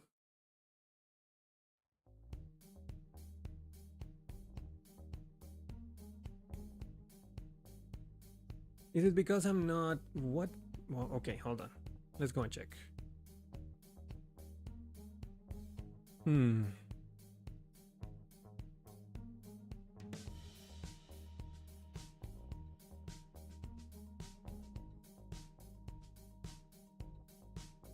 My guess, it's I'm not ignoring all of the new audio files that I'm creating. I might have to do that.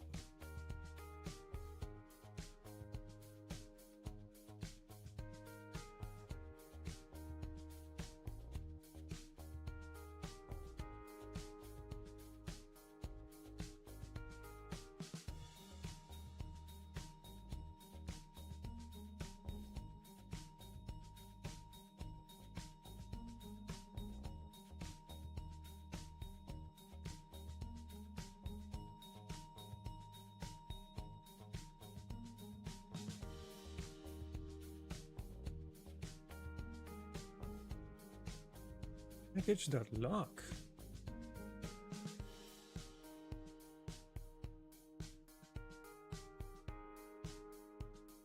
My real name is Arturo.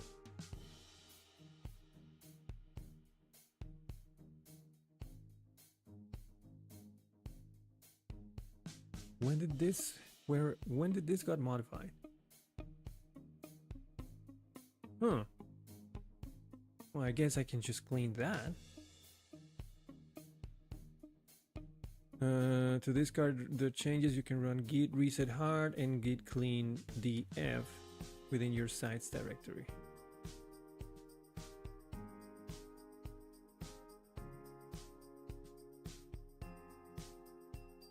That was weird.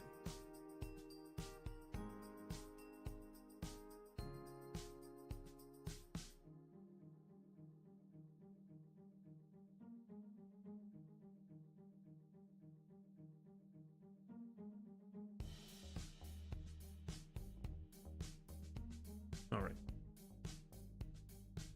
Let's try that again.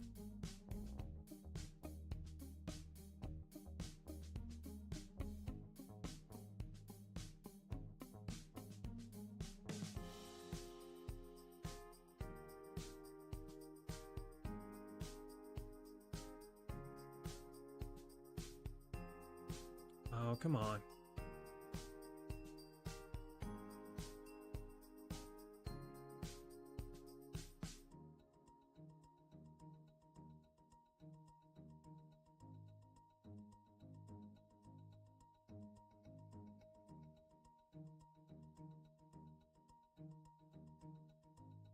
Oh, Laravel Echo.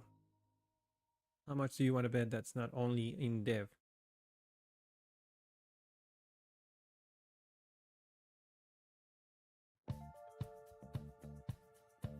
No, it is.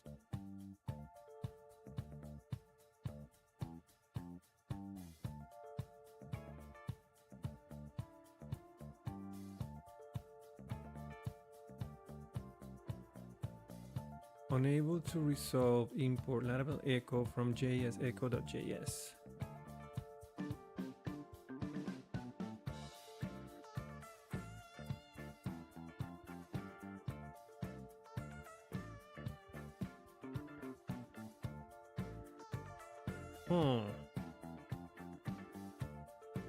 You know what I think I have to do?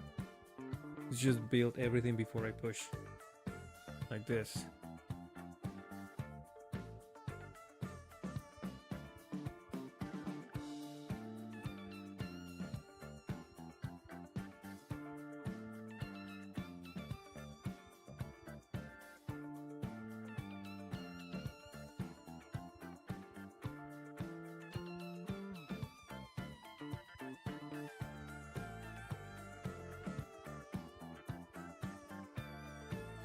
Oh no, you know what it is? I don't have this keys.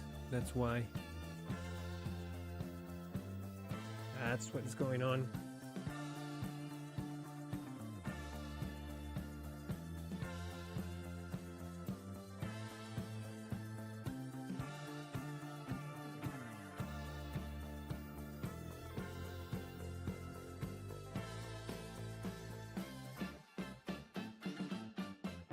All right, so there was another project that I have that I was using reverb.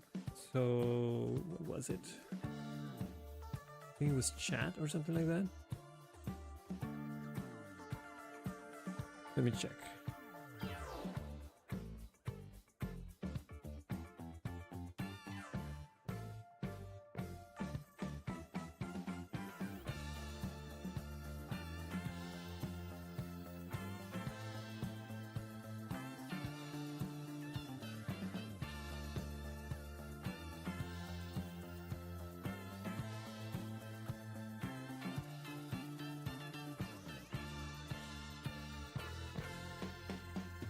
I'm gonna try and just take these lines as they are right now.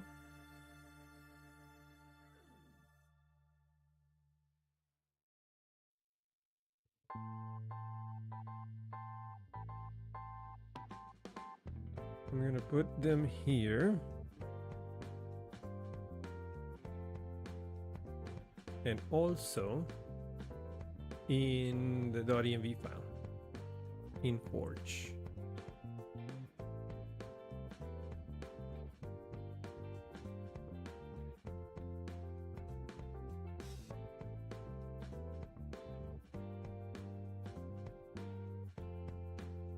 Environment.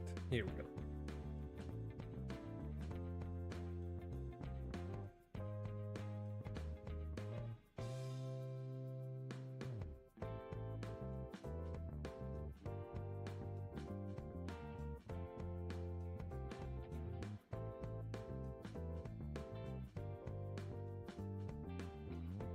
Now the host, I do need to change.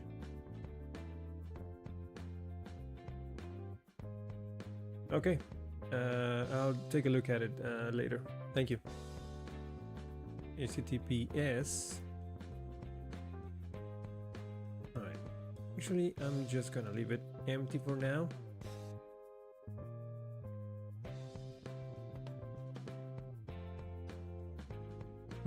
HTTPS. HTTP / localhost. Is that the value? No, just localhost. I'm gonna leave it like that for now.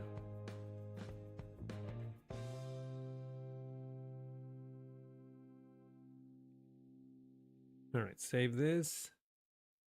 Oh, the scheme. I'm just gonna wait on that. Clear this. Deploy. Come on, work. Work for me.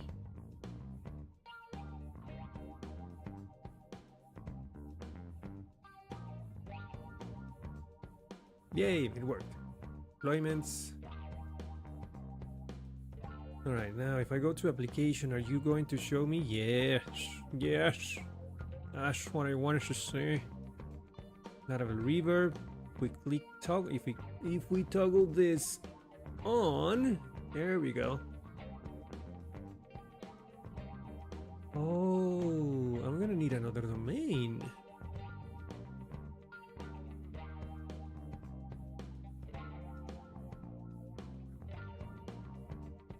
How about we make another subdomain just for WebSockets, like this? Yeah, let's do that. Do I have GoDaddy open? I don't.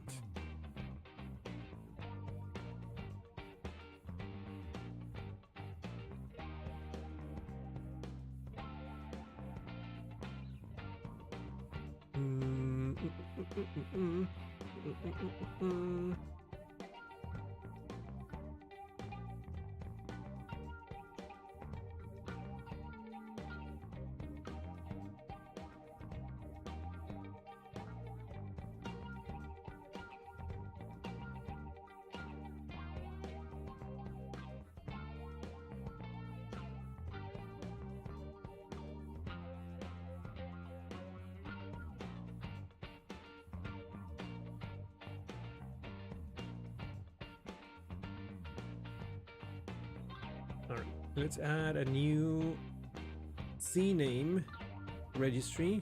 And what was it called? WS. Going with the default WS. And this side I just type at so that it'll be ws.sudo1902.com and save.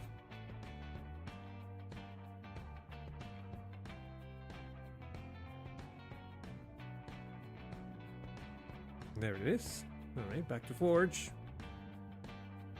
Port 8080, that's okay. 1,000 max concurrent connections, that's more than enough.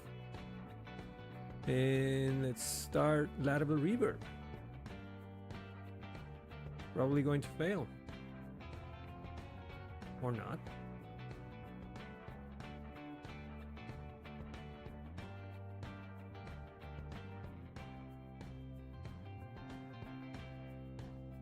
I think this is all in the, where is it? Sentry logs, redirect security SSL queue environment. No. Thought there was going to be like a daemon section.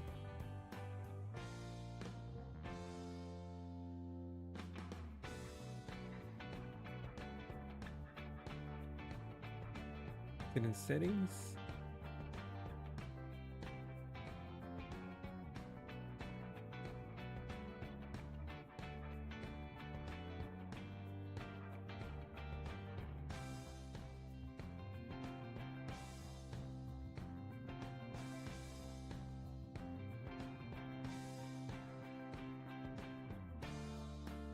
I guess not.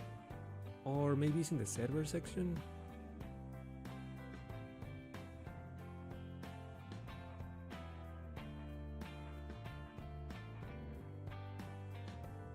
Daemons.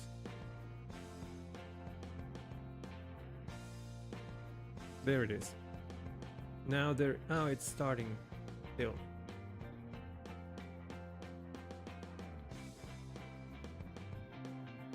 I guess that's going to fail. Let's head over to the sites. This one here. Environment. Now we can change some values here because, oh no, it's there. Nice. It's gonna be HTTPS though. And this is going to be 443.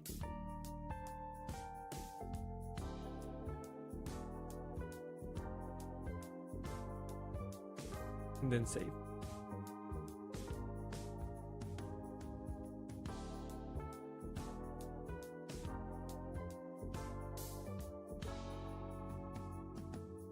Okay, back to servers. And then daemons. It is starting still.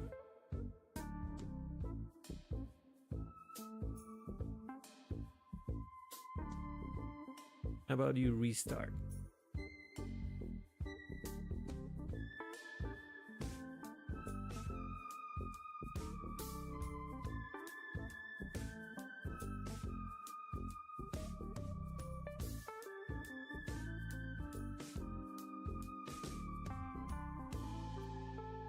Come on.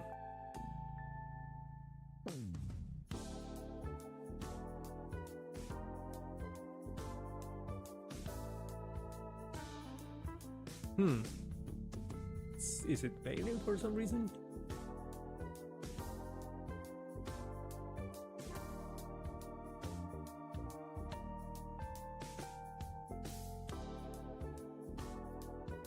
Oh, it's running. Woohoo! We have reverb. It's running.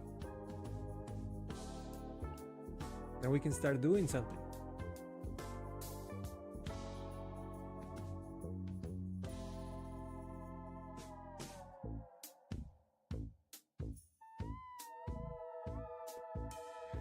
Will it work locally though?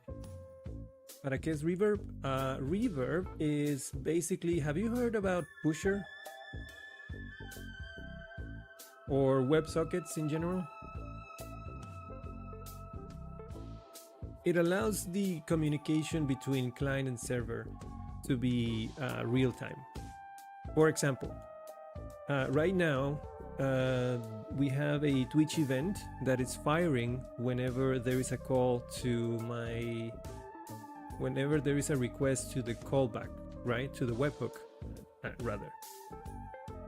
But the list of events that I have in the UI, this one here, it's constantly doing polls to the server every 2 seconds to check for new values. That is one way to do it. The other way to do it is with Reverb. So, what if the event that is firing whenever there is a request to the webhook basically sends a signal to the client, and the client refreshes the UI whenever that event fires.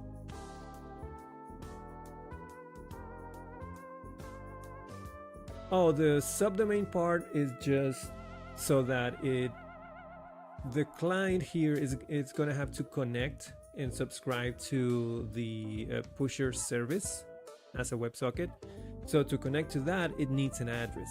So that address, I just created a subdomain for it as recommended by Forge. And Forge just took that address and ran with it and configured everything else. There is a lot of configuration that takes place, and you can read about it in the documentation for Reverb. In fact, let me show you.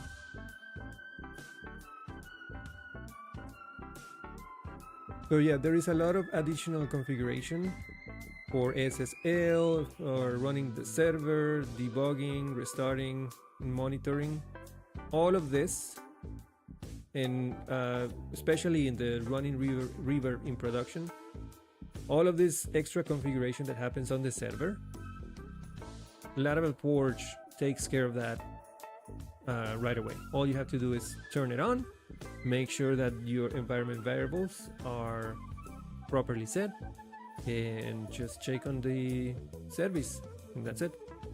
We have ads.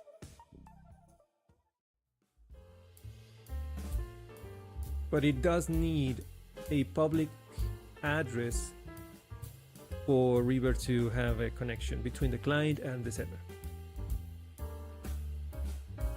Yes, that's why the subdomain.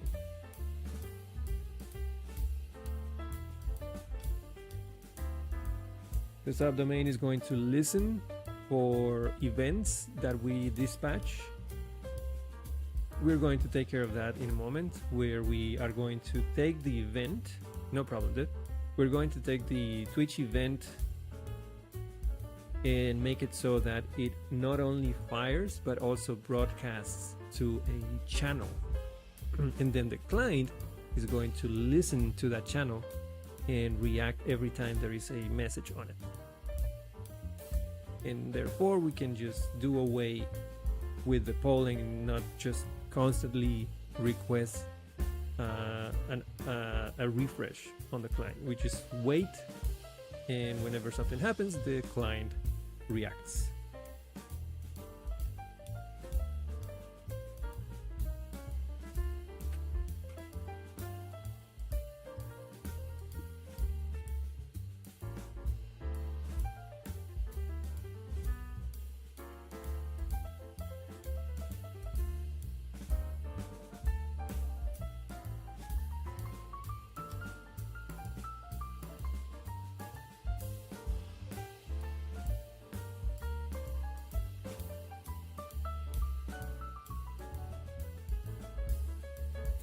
There was something about subdomains that I could actually take care of.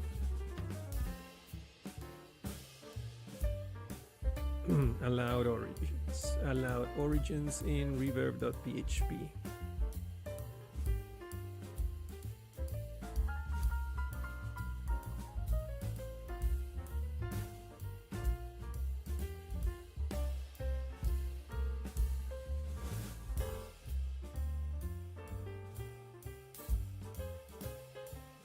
Ads are over.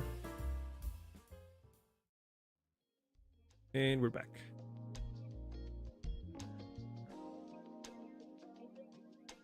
I'm gonna go and see the reverb config file and check on the allowed origin section real quick. There isn't one.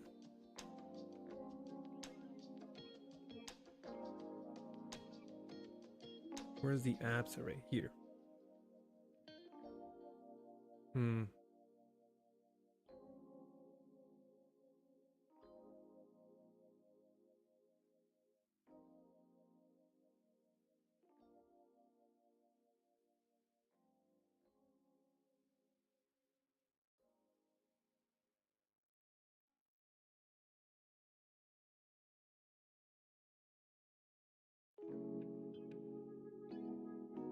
I don't know if I should change that right now, because I do want to run this locally for a while to test a new feature.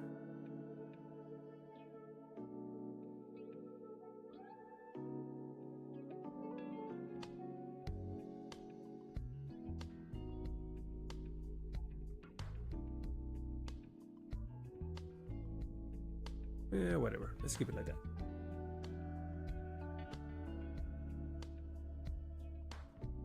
Later on, I'll actually log that down, but for now, we're still in development, so I don't need to actually update it. Let's see if I can start this reverb locally.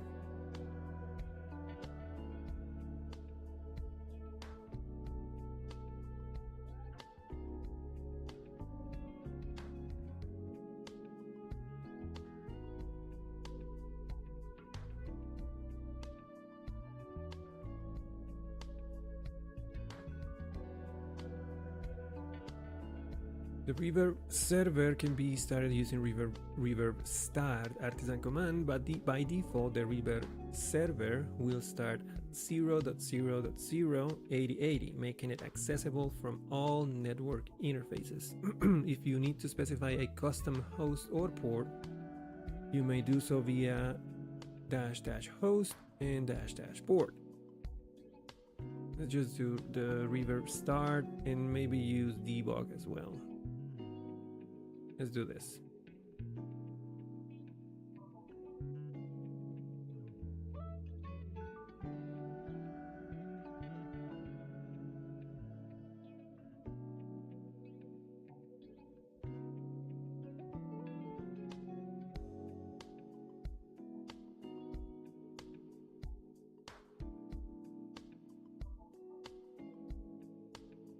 All right. Running, no errors, which is good.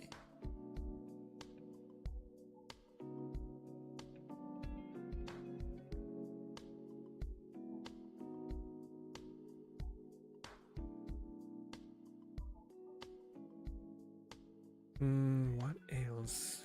Okay, so that's running.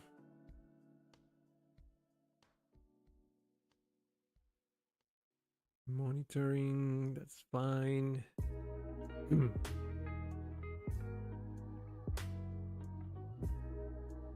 Running in production, that's already happening. Now we can go and look for echo.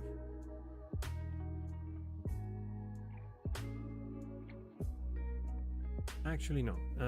We need to look for broadcasting.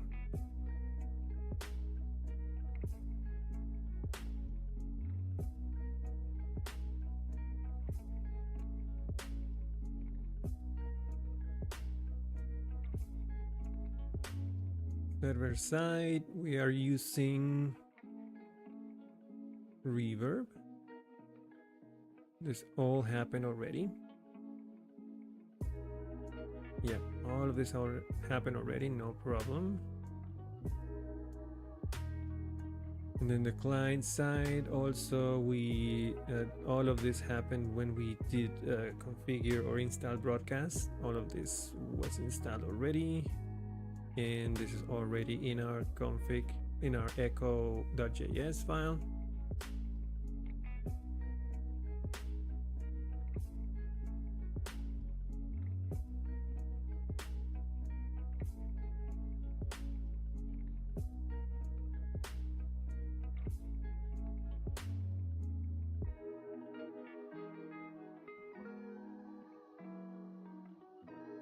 first thing we need to do is go and implement the should broadcast interface in our event.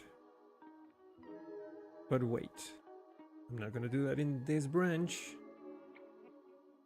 I'm going to create a new one.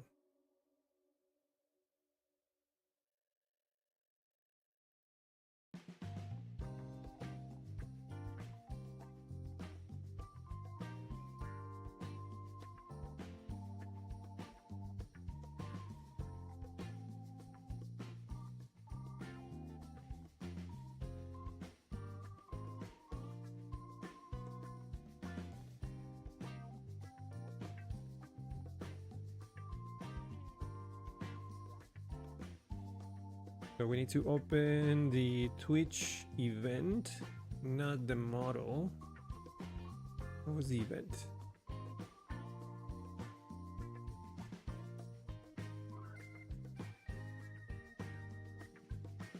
I don't even remember. Hold on. Events, Twitch event received. That's the event name. And then we just need to go over here and then say implements should broadcast.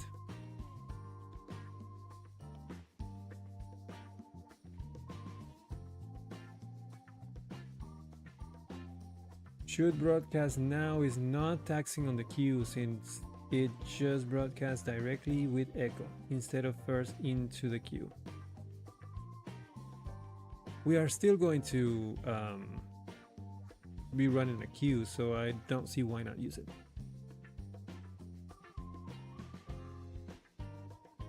And yeah, I understand that it's going to bypass the queue, but I would rather have it in the queue than not.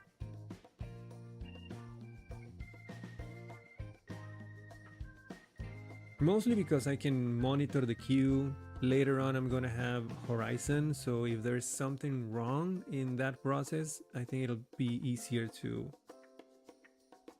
you know, check logs, monitor errors, etc.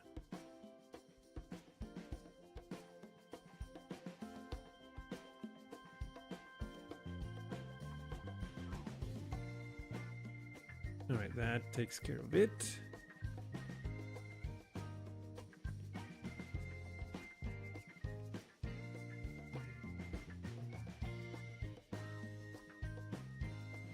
And I think we're not going to use a private channel right now. Or maybe we will. Hold on.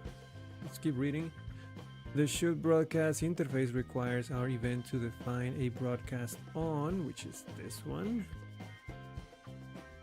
This method is responsible for returning the channels that the event should broadcast on. An empty stub for this method is already defined.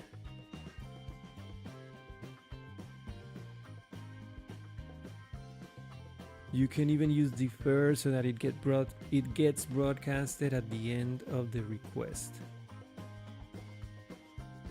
Yeah, that's a good idea.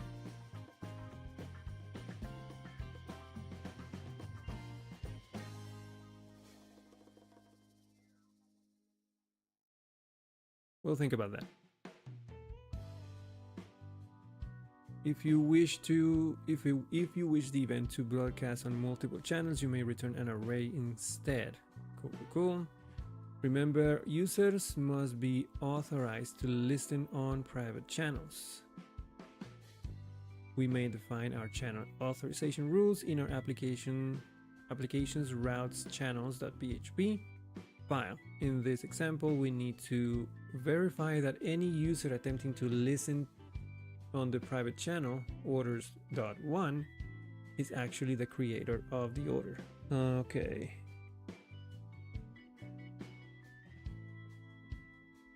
Should broadcast now and defer is such a powerful and minimal approach. Yeah, I agree.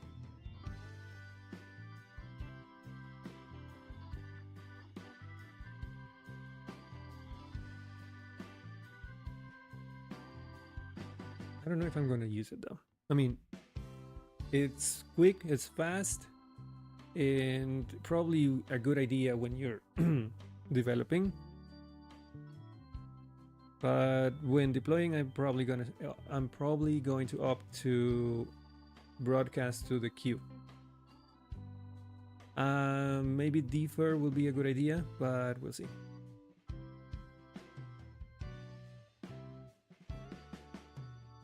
So broadcast channel this, function user, return user ID equals this, and that.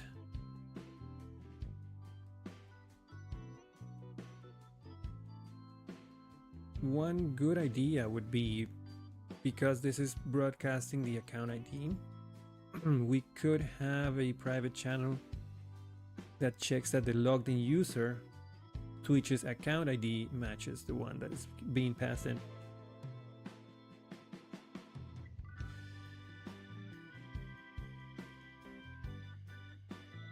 Don't really have to defer if you use the queue. Adding stuff to the queue is so lightweight anyways for the process. Okay, yeah. Then we won't use defer then. Yeah, that's only if we are not going to put anything in the queue and just wait for the process to wait for the event to broadcast. Makes sense. But yeah, since it's going to the queue, that's just instant, and we don't need to use defer. And for the private channel authorization, we can use the account ID. And just compare that to the Twitch account value in the account ID column.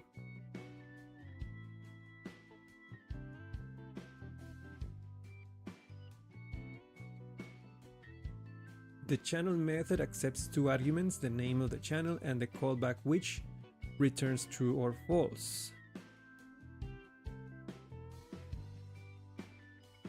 Indicating whether the user is authorized to listen.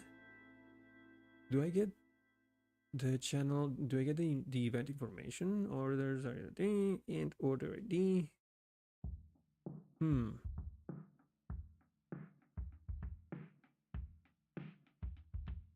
I guess I have to put the account ID in the channel, right? Yeah, probably have to append the account ID in the channel name.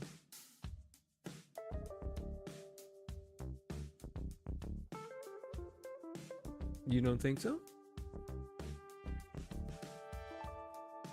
Oh, there is no... Yeah, I don't get it here.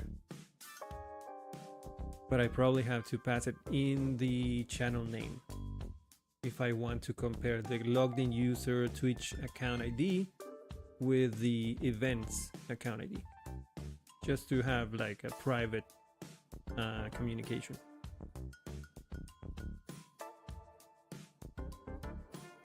Something like this.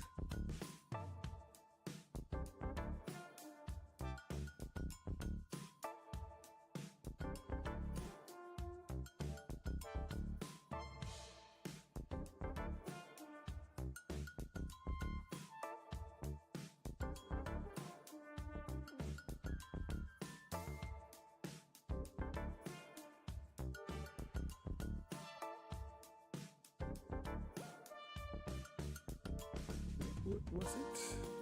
There.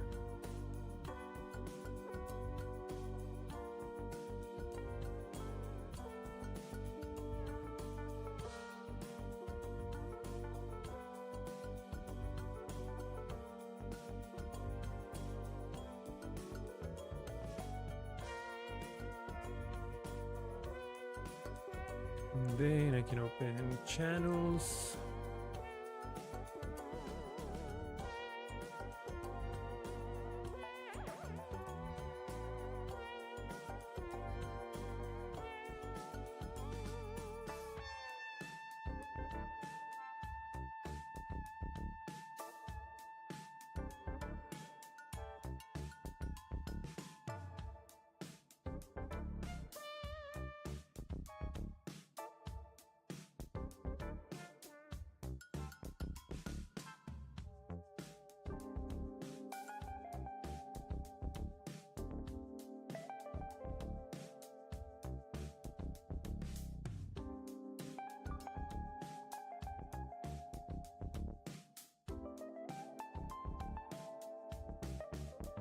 And then here I can just compare user. Wait, hold on.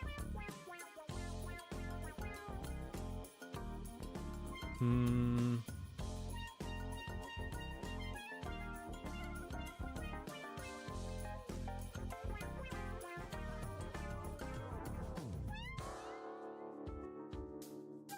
Yes.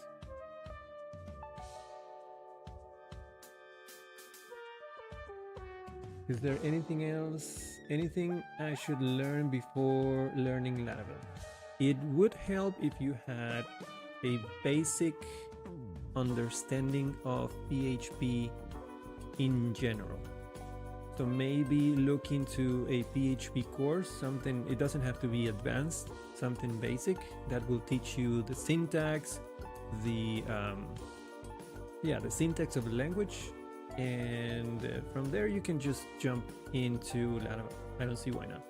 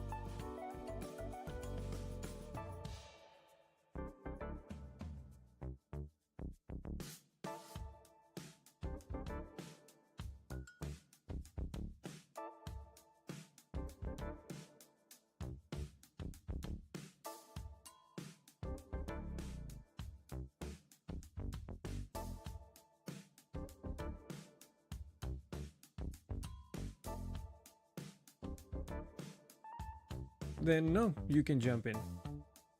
Yeah, right, you already know PHP. You're making your whole site in PHP. Doi. But yeah, no, you can jump right in. Head first. Maybe don't name the channel's events, since you can have multiple events per channel.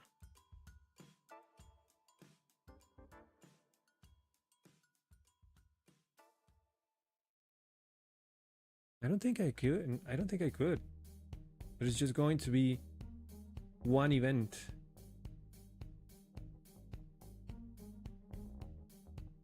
Let me think.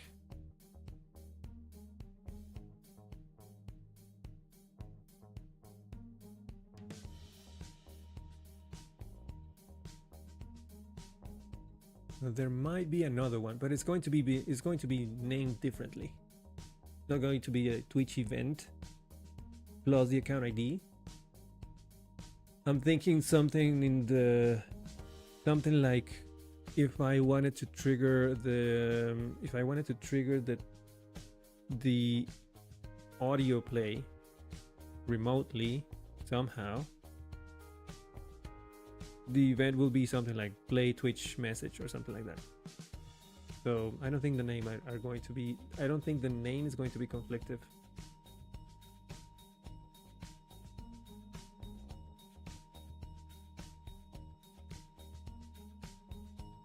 Yeah, it is. Pretty much everything is. You're dealing with objects and facades, which are basically static calls to methods so basically static method calls to classes. That's what you're going to find in Laravel most of the time. So maybe maybe take a look at how PHP handles object-oriented how PHP handles object orientation.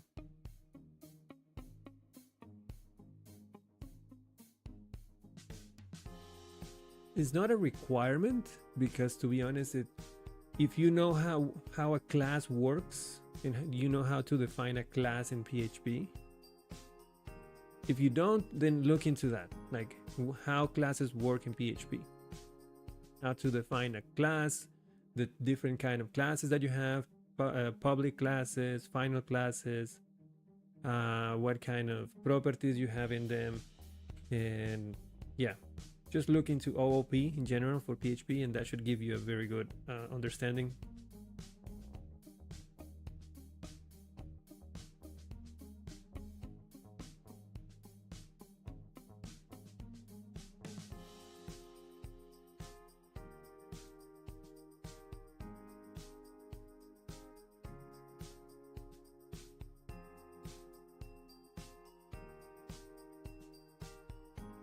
The channel method, I already read that. Listening for event broadcasts.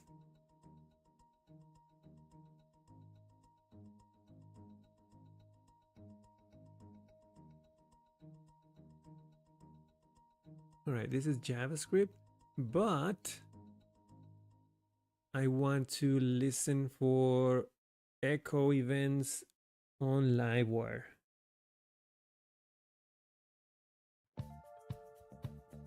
I don't think you're going to have to deal with boilerplate.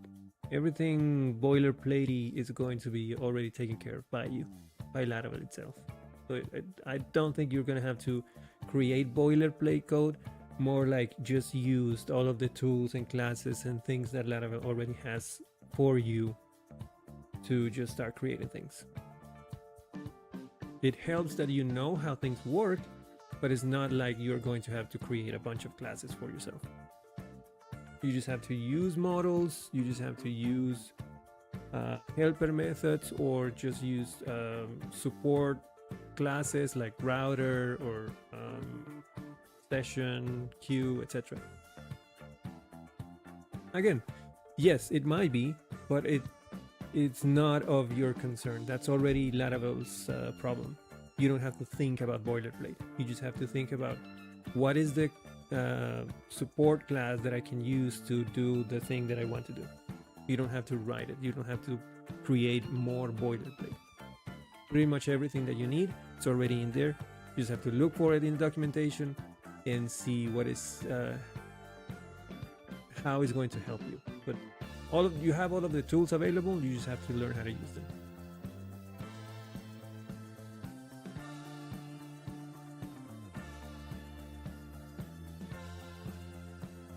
Let's go and take a look at Livewire real quick.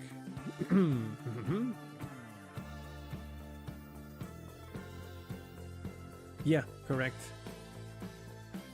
The on attribute.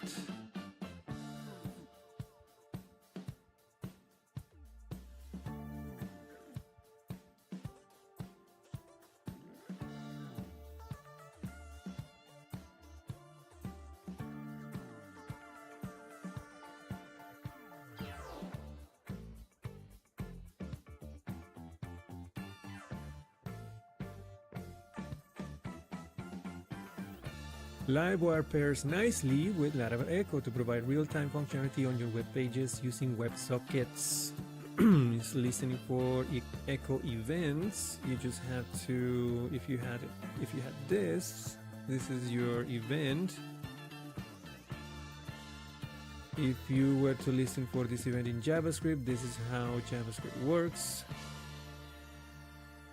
Below is an example of an order tracker component, and there it is.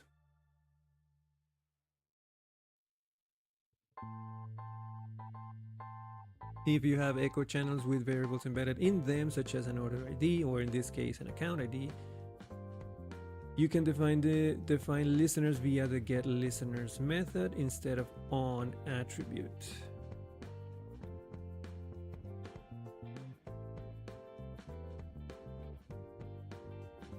All right, this is kind of what I want. So this is the echo plus the channel name. Don't care about this. Oh, this is what, the event name? I suppose. And then the method to be called. There you go.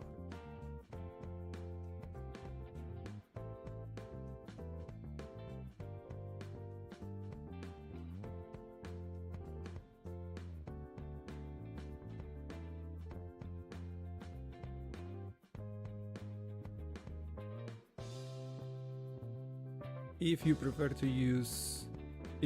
you can use the dynamic event name syntax. Do I want to use these? So what is order in this case? Order is just a okay. I probably want to use.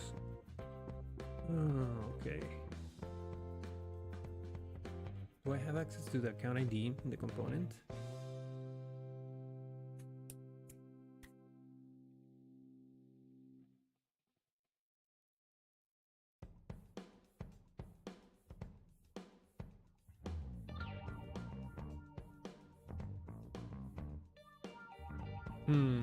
Yeah, that's a good idea. Let me take a look at the component real quick.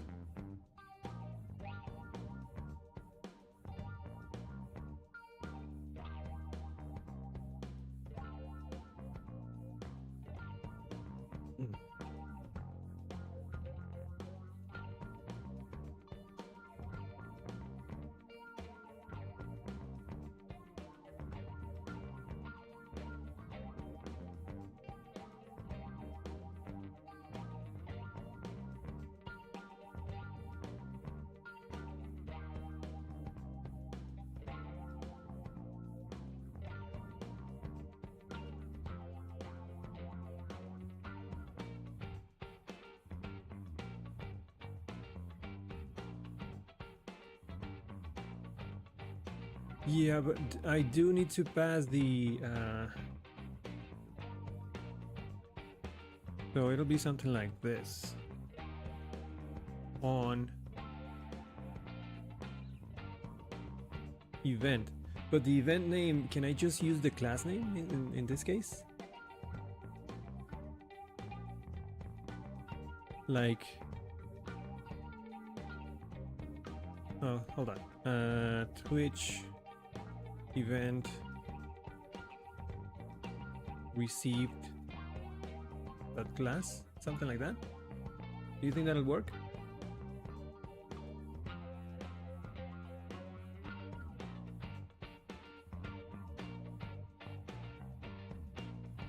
What do you mean is a string, so no?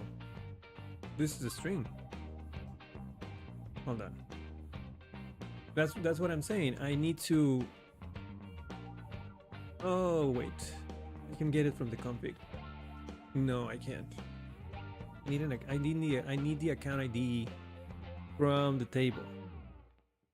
If I wanted to do echo orders dot something.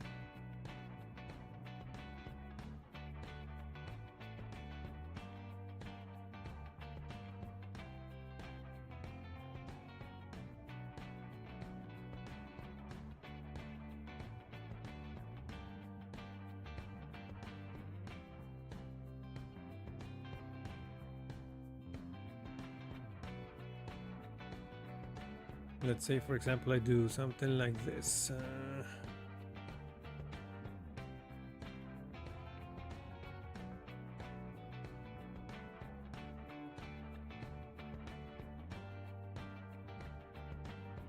Right, but if I want to listen for that event, oh, I don't.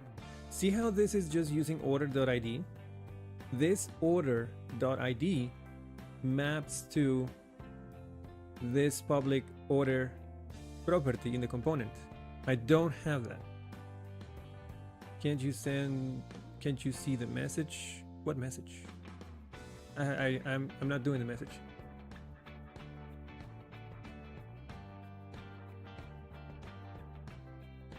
Yeah, I know, probably YouTube is eating up your thing. Ads? Since when?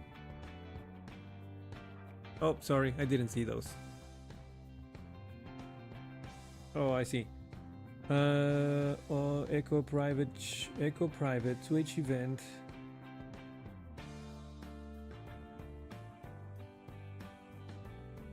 Yeah, but that thing in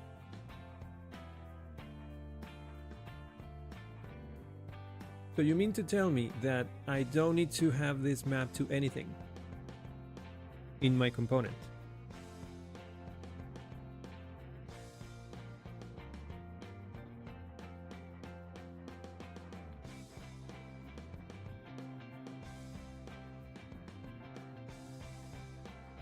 I guess not. Let's try it. What's the worst things? What's the worst thing that can happen? So it'll be something like echo private, and then Twitch event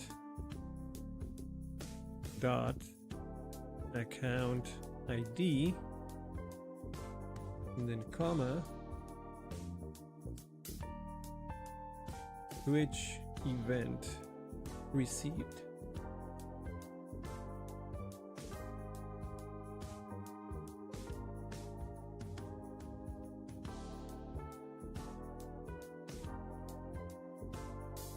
So I do need it. I do need this in the class.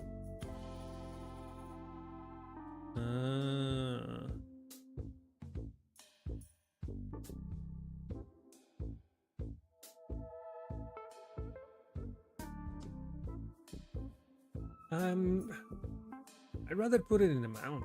That's not gonna change.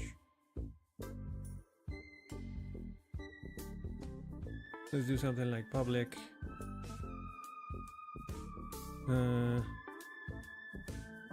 Account ID, and then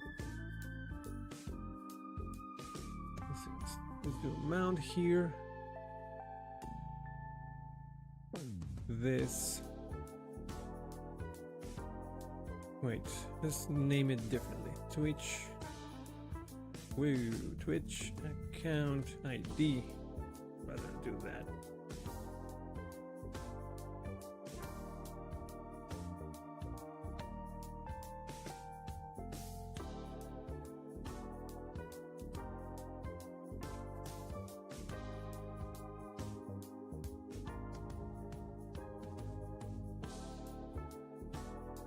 But I know that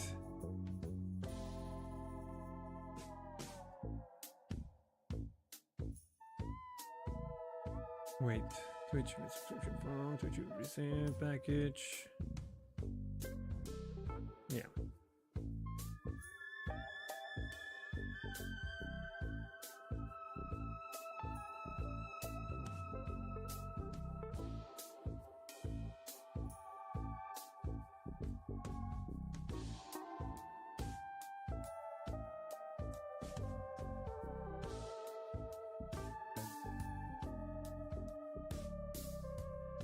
I'm doing it in these two lines because I am absolutely sure that either Rector or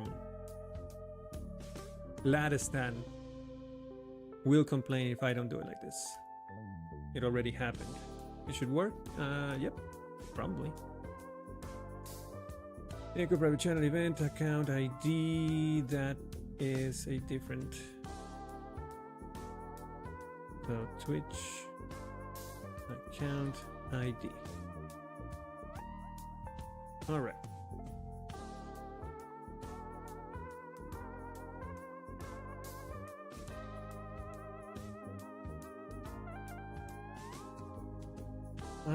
So if I want to test this locally, I have to follow the whole process. Clean up the previous enabled subscription to the random URL from Twitch. Subscribe to a new one, expose that link using herd expose, run the queue. None of the reverb is already started, but we can restart it. It's a bunch of things that I have to do just to test this, but bear with me, that's why we're here.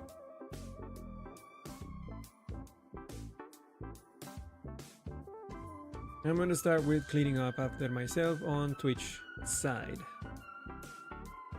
I have this ID here, which is for this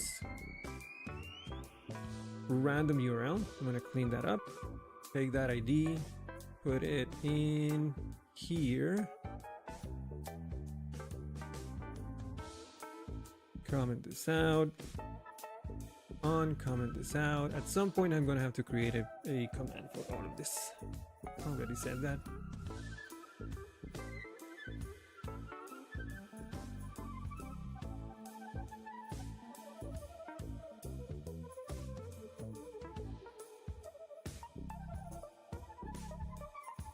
Okay.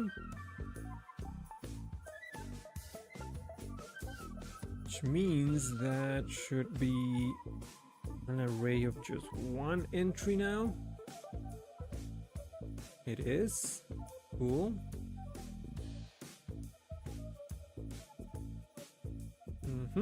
All right, now let's go ahead and...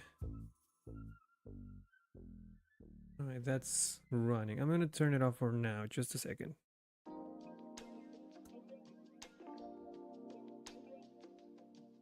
Oh yeah, good point.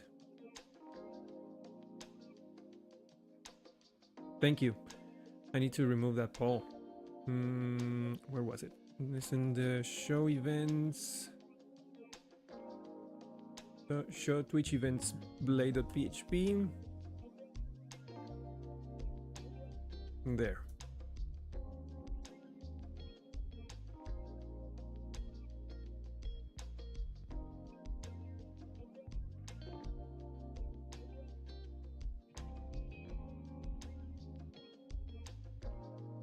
All right, that's that. And let's go back here. Let's clear this.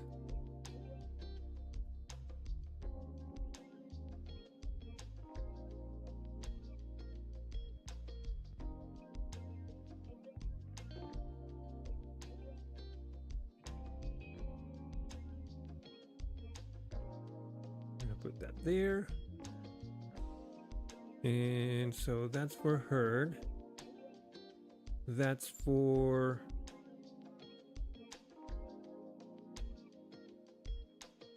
wait, I got it.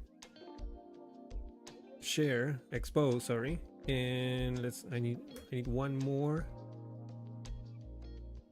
for, can I put it below it? Yeah. I need one more for the queue. Oop, I screwed it up.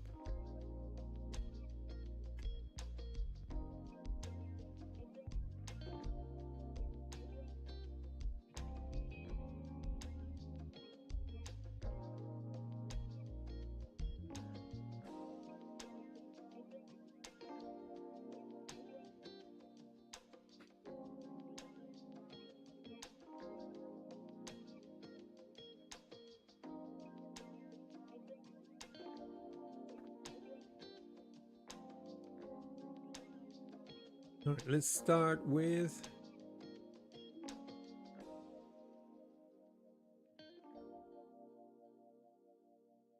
herd share.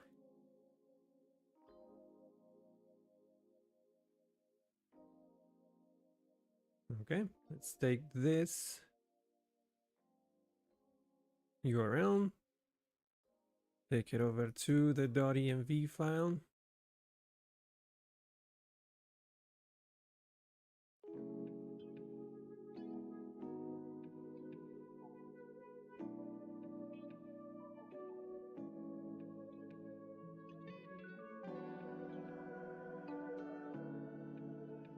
Also, I need to change the account status real quick.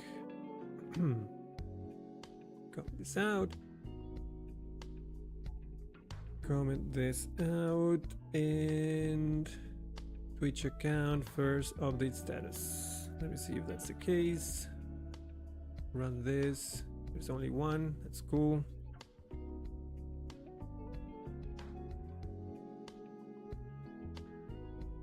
Are you using Reverb for the subscribe button? Not yet, but at some point, once this is working, that'll be the next step.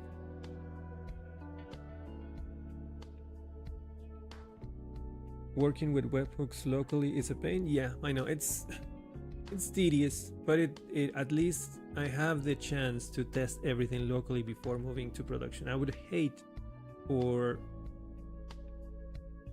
to just blindly trust the code and just publish everything and try to test it live. At least I have an option. All right, let's run this to status not connected. That's good. Let me review. There you go. All right. So I have the new link. It's running. Oh, I need a queue.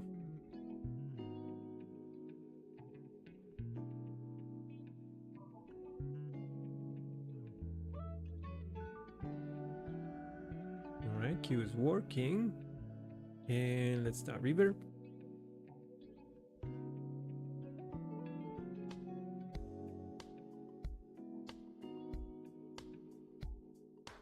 That should be all.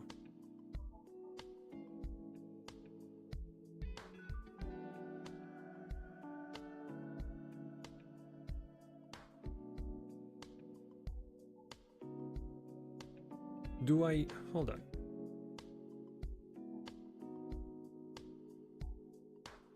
So technically speaking, if I head over to BTS panel, dashboard, not dashboard, maybe events.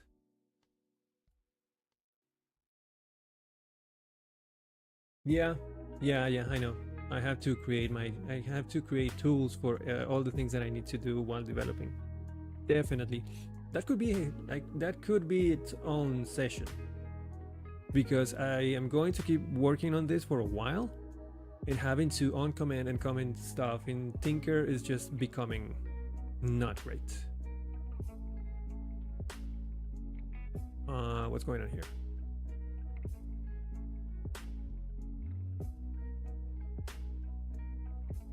Yo. Why are you not showing? Stop. That's wire Paul. Yeah, but really? Didn't I save that? Oh, I need to rebuild. What the heck? Why is my application not working?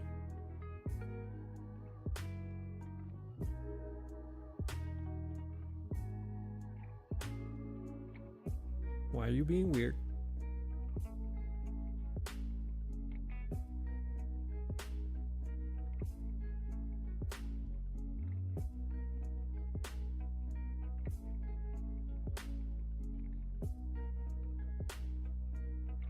What's happening?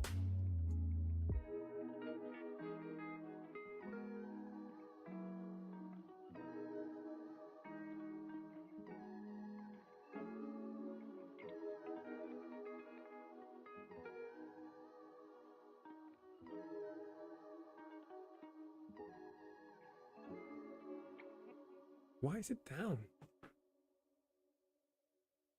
That's so weird. All right, stop.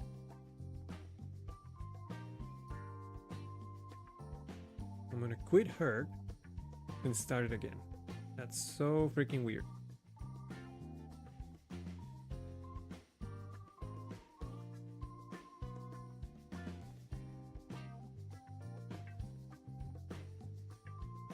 Okay, he's running.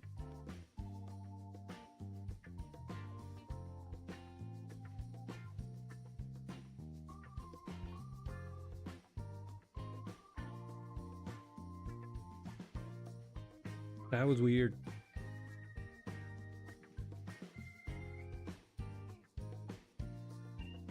And also I need npm run. I need beat running. You can do that here.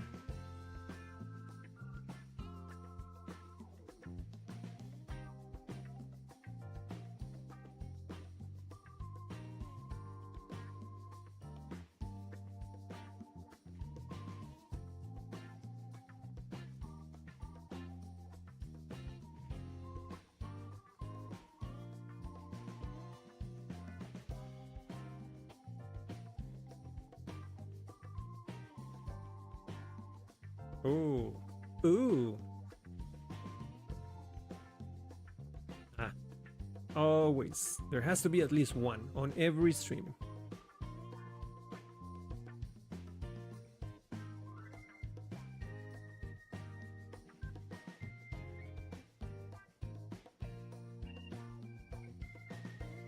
All right. WebSockets. Are we listening? Yeah. Yes. We are good.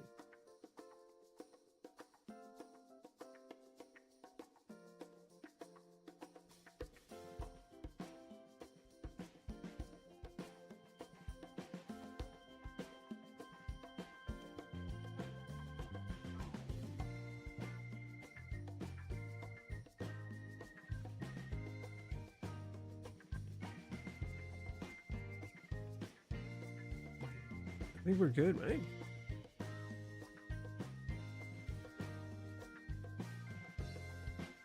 Yeah, this is all ping pong.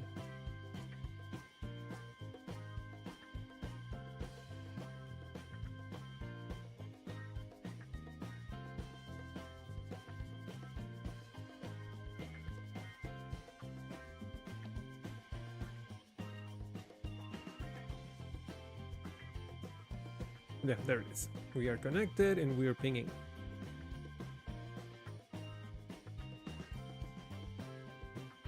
So now comes the real part, which is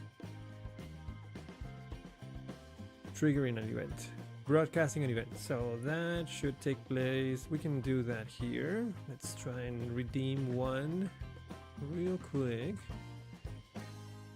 Wait, no. Hold on. Hold up. I need to subscribe. No, almost forgot.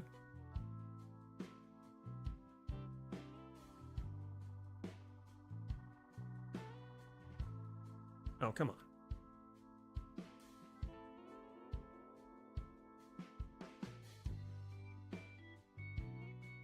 There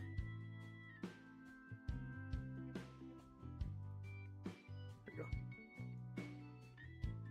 All right.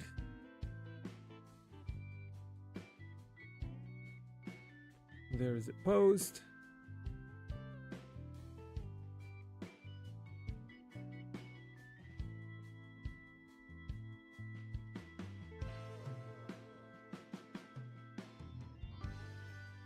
Yeah, I'm actually doing that. I'm running with debug. So that should be good, which means...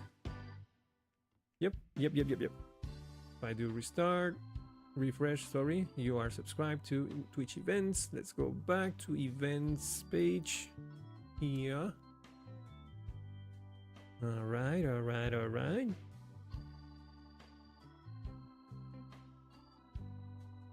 Okay, thank you so much for joining. Bye-bye. Have a good day or night. Good night, actually. Have a good night. All right, now comes the moment of the moment of truth. Redeeming an event.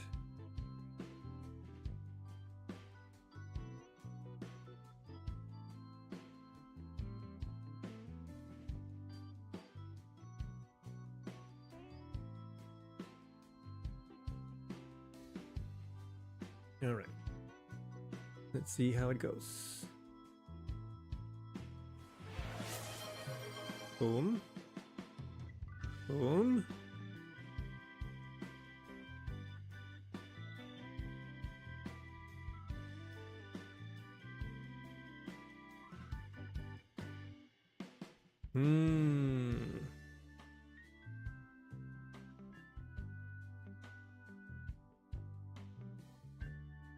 It looks like the page did refresh. Huh.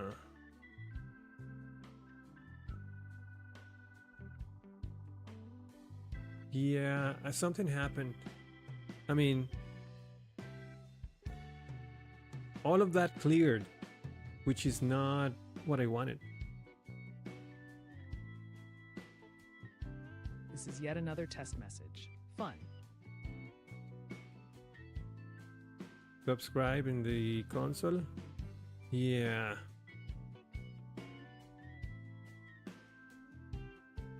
All right, let's try again. I'm gonna close this, try it and restart it again.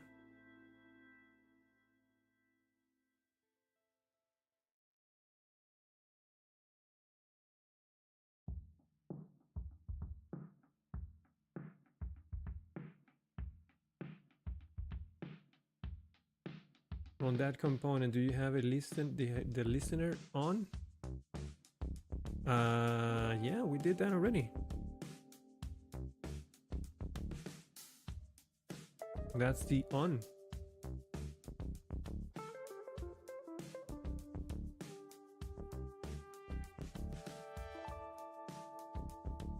On what component do you have the listener on? Oh,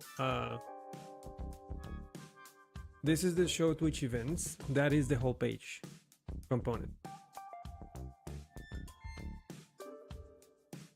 So this component, show Twitch events, basically renders this whole page. Yeah, weird. Okay, I'm gonna mark this as played real quick. It's not gonna go away though, maybe it will. Yeah, it does. Okay, it's just not showing new. Look at this, there is several things here showing. I'm gonna trigger a new event. Everything in the background should be fine, but I'm gonna keep my eye on this window here.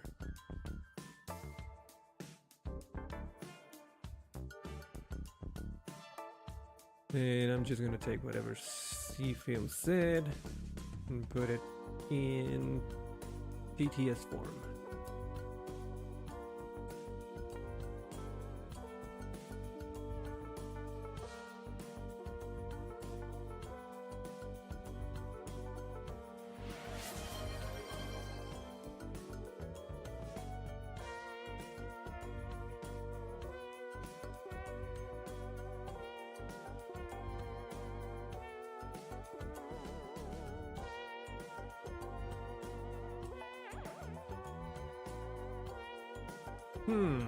It's not going through.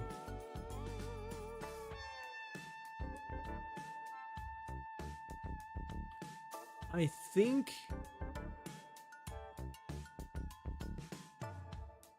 what's that? You can make a temp URL that returns a function which just broadcasts the event to see if you can console log it.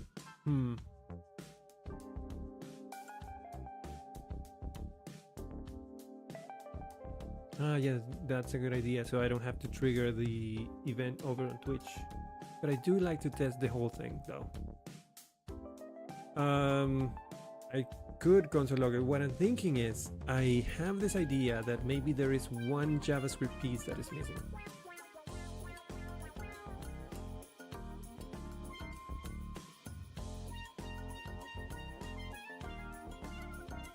Do you use event or broadcast as a function when you dispatch it? I don't remember. Let's go ahead and check. That it's in Twitch controller.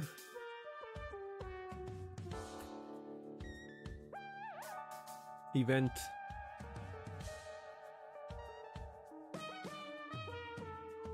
Should I use broadcast? Is that what is happening?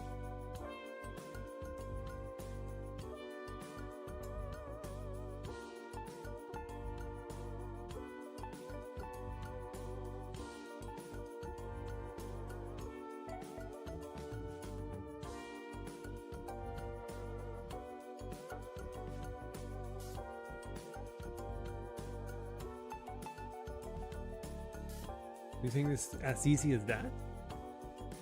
I mean, it makes sense. Yeah, let's give it a try. Everything should stay the same, but...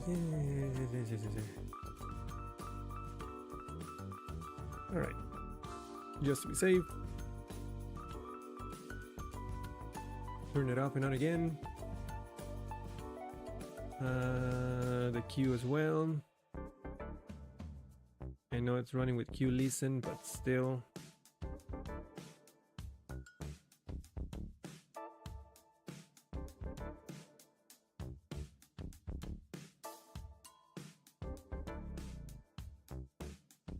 All right.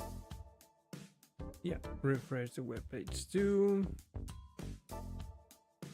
Here we go. Still marked as played. Still there. Why? Why it's still there? Oh, that was a new one. They didn't show up. Yeah, I'm gonna mark that as played so that we can have a clean page here. All right.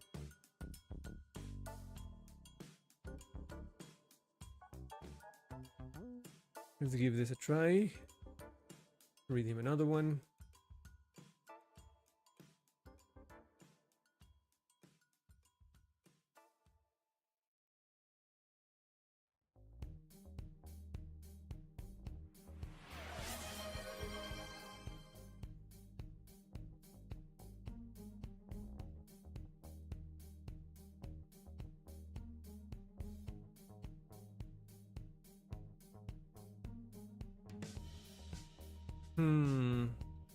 Still nothing.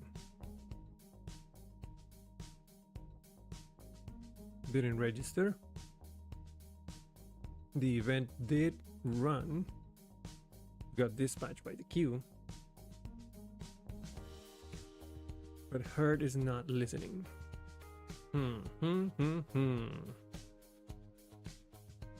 Alright. We have ads. Let's take a break for a moment and think about this. I'm gonna take a look at the documentation real quick just to see if I haven't missed one single piece of the configuration. Yeah, that's the weird thing.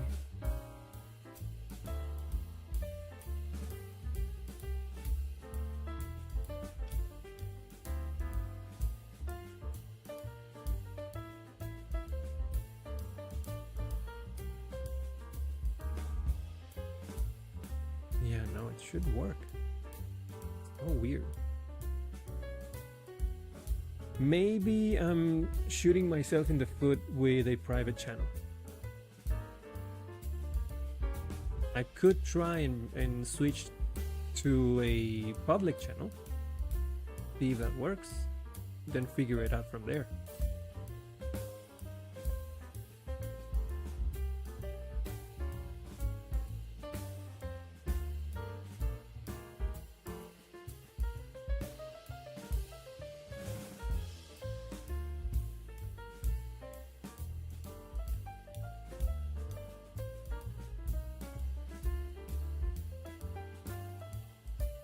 Yeah, I think I'm gonna try that. I'm just gonna switch to a regular channel.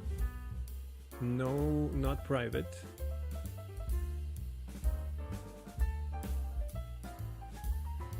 And see if it works. And if it does, then I know what the problem is.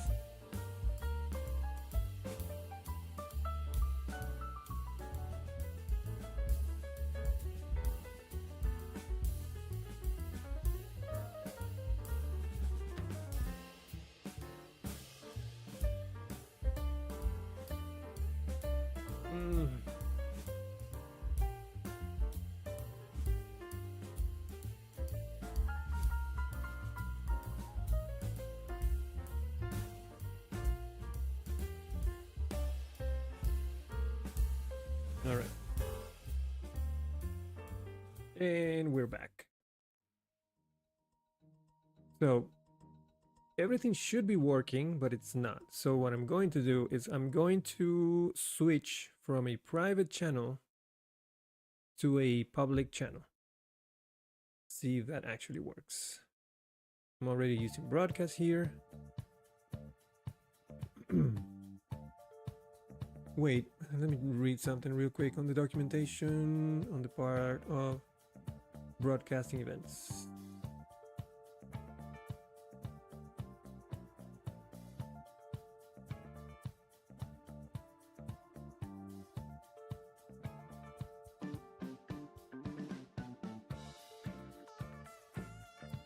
When building an application that utilizes event broadcasting, you may occasionally need to broadcast an event to all the subscribers to a given channel, except for the current user. That's fine.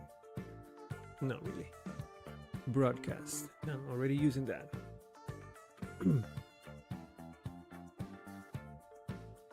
Okay, we're good. I'm gonna go to which event received.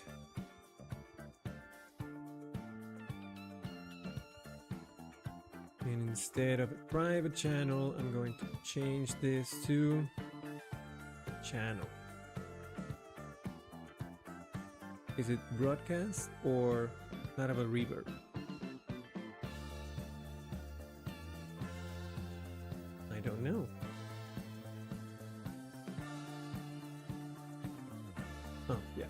broadcasting.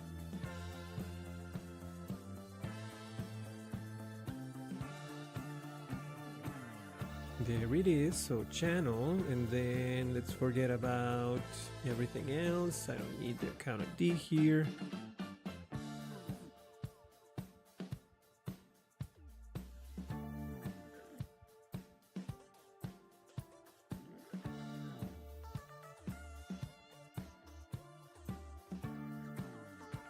All right, now let's go to remove everything from channels. I don't need anything here. Just to be safe, I'm going to comment this out and then head over to show Twitch events. I'm not going to need this property anymore. Neither will I need the mount. And then I can just say echo. You need to create a channel though?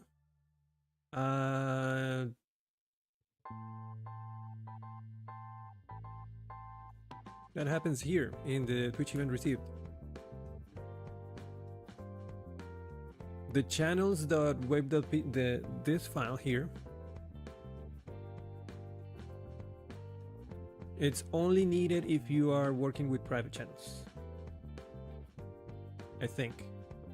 That's where you return whether or not you can listen to it. If there is no channel there, then you need a public channel, right? No. Not that I remember. So I am using a public channel. This would be just if I need to authenticate in a private channel. So if it's not there, I'm expecting it by default to just go.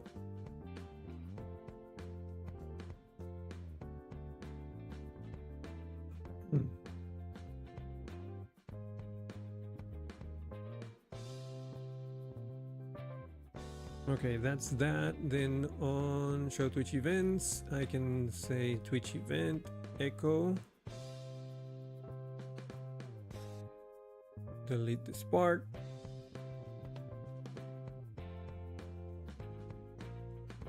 Twitch event received, Twitch event.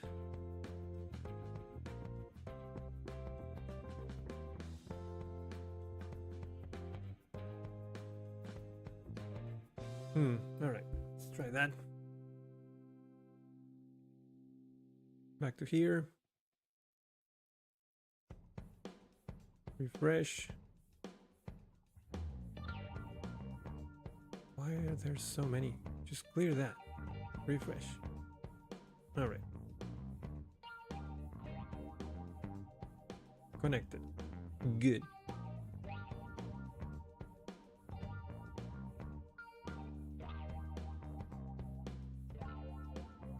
Okay.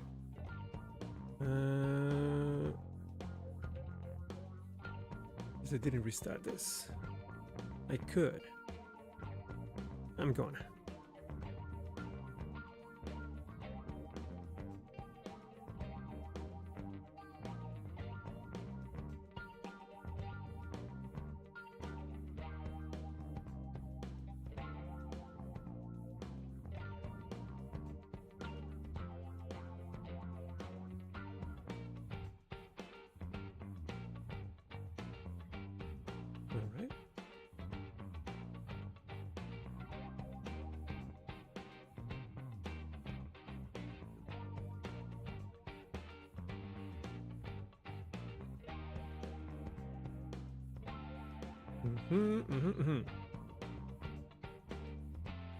All right, let's try. Let's try it again.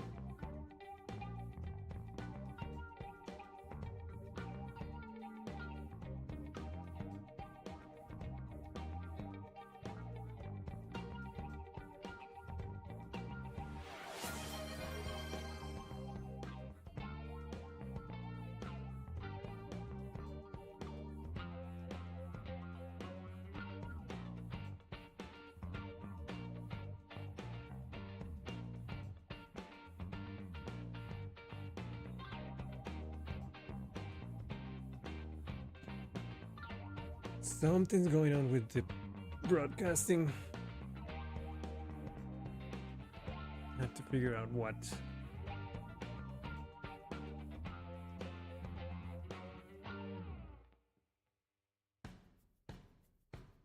Oh well.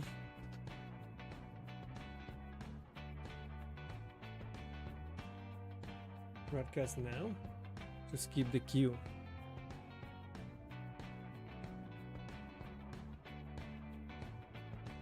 But what difference would that make?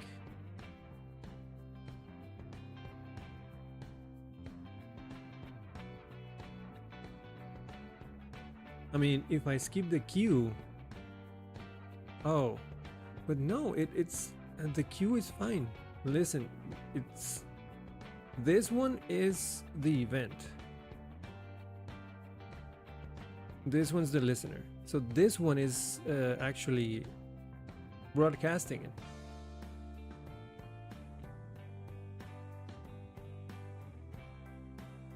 So the queue is not the problem. The queue is working fine. I can even go and add some logging information to it.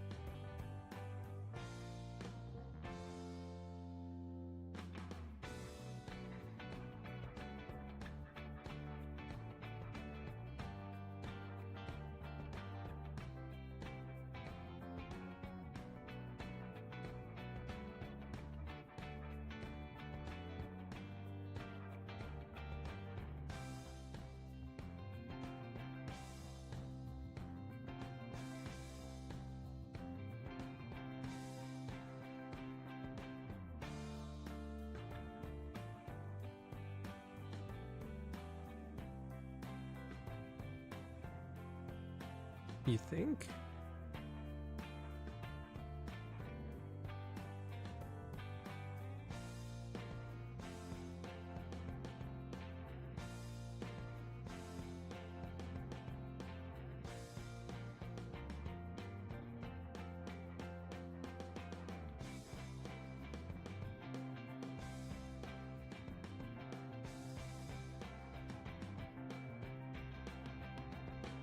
I don't think it's.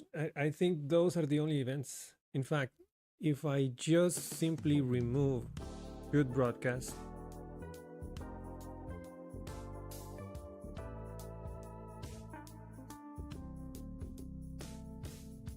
and then go back and try it again.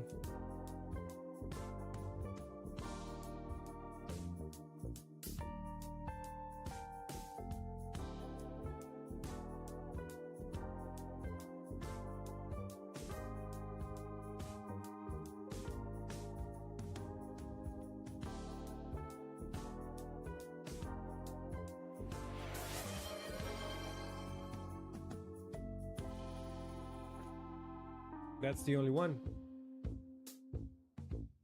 While we have, if we have the broadcast, we have the one for the event listener, which takes care of the event and put everything in the database, and then we have the event received. We have two. It is broadcasting. So should broadcast is actually doing it, but for some reason, the event is not making all the way to the client. And that's what I have to figure out.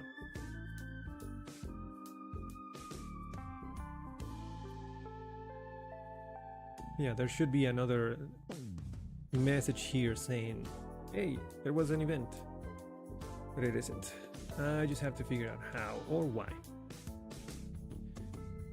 But I'm tired and I don't think I'll be able to figure it out today. So we're gonna make a cut here. Cut. And we will continue working on this on Monday. That'll give me some time to think about it during the weekend, hopefully. And maybe come up with a solution and just share it with you on Monday. If not, we'll just give it another go on Monday. Start fresh. Ouch. Anyway, thank you so much for joining me, everyone. If you found any of this helpful, don't forget to click the like button, subscribe to the channel if you haven't, follow me on Twitch if you're not doing so already, and as always, I'll see you in the next one, which is Monday. If you're on Twitch, stand by, we are going to find someone to raid. Give me a second. See who is on today.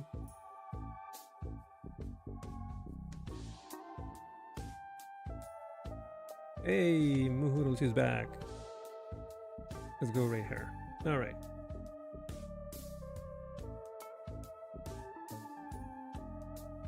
Thank you everyone for joining me. Have a good day. Have a good night. Goodbye. See you next one.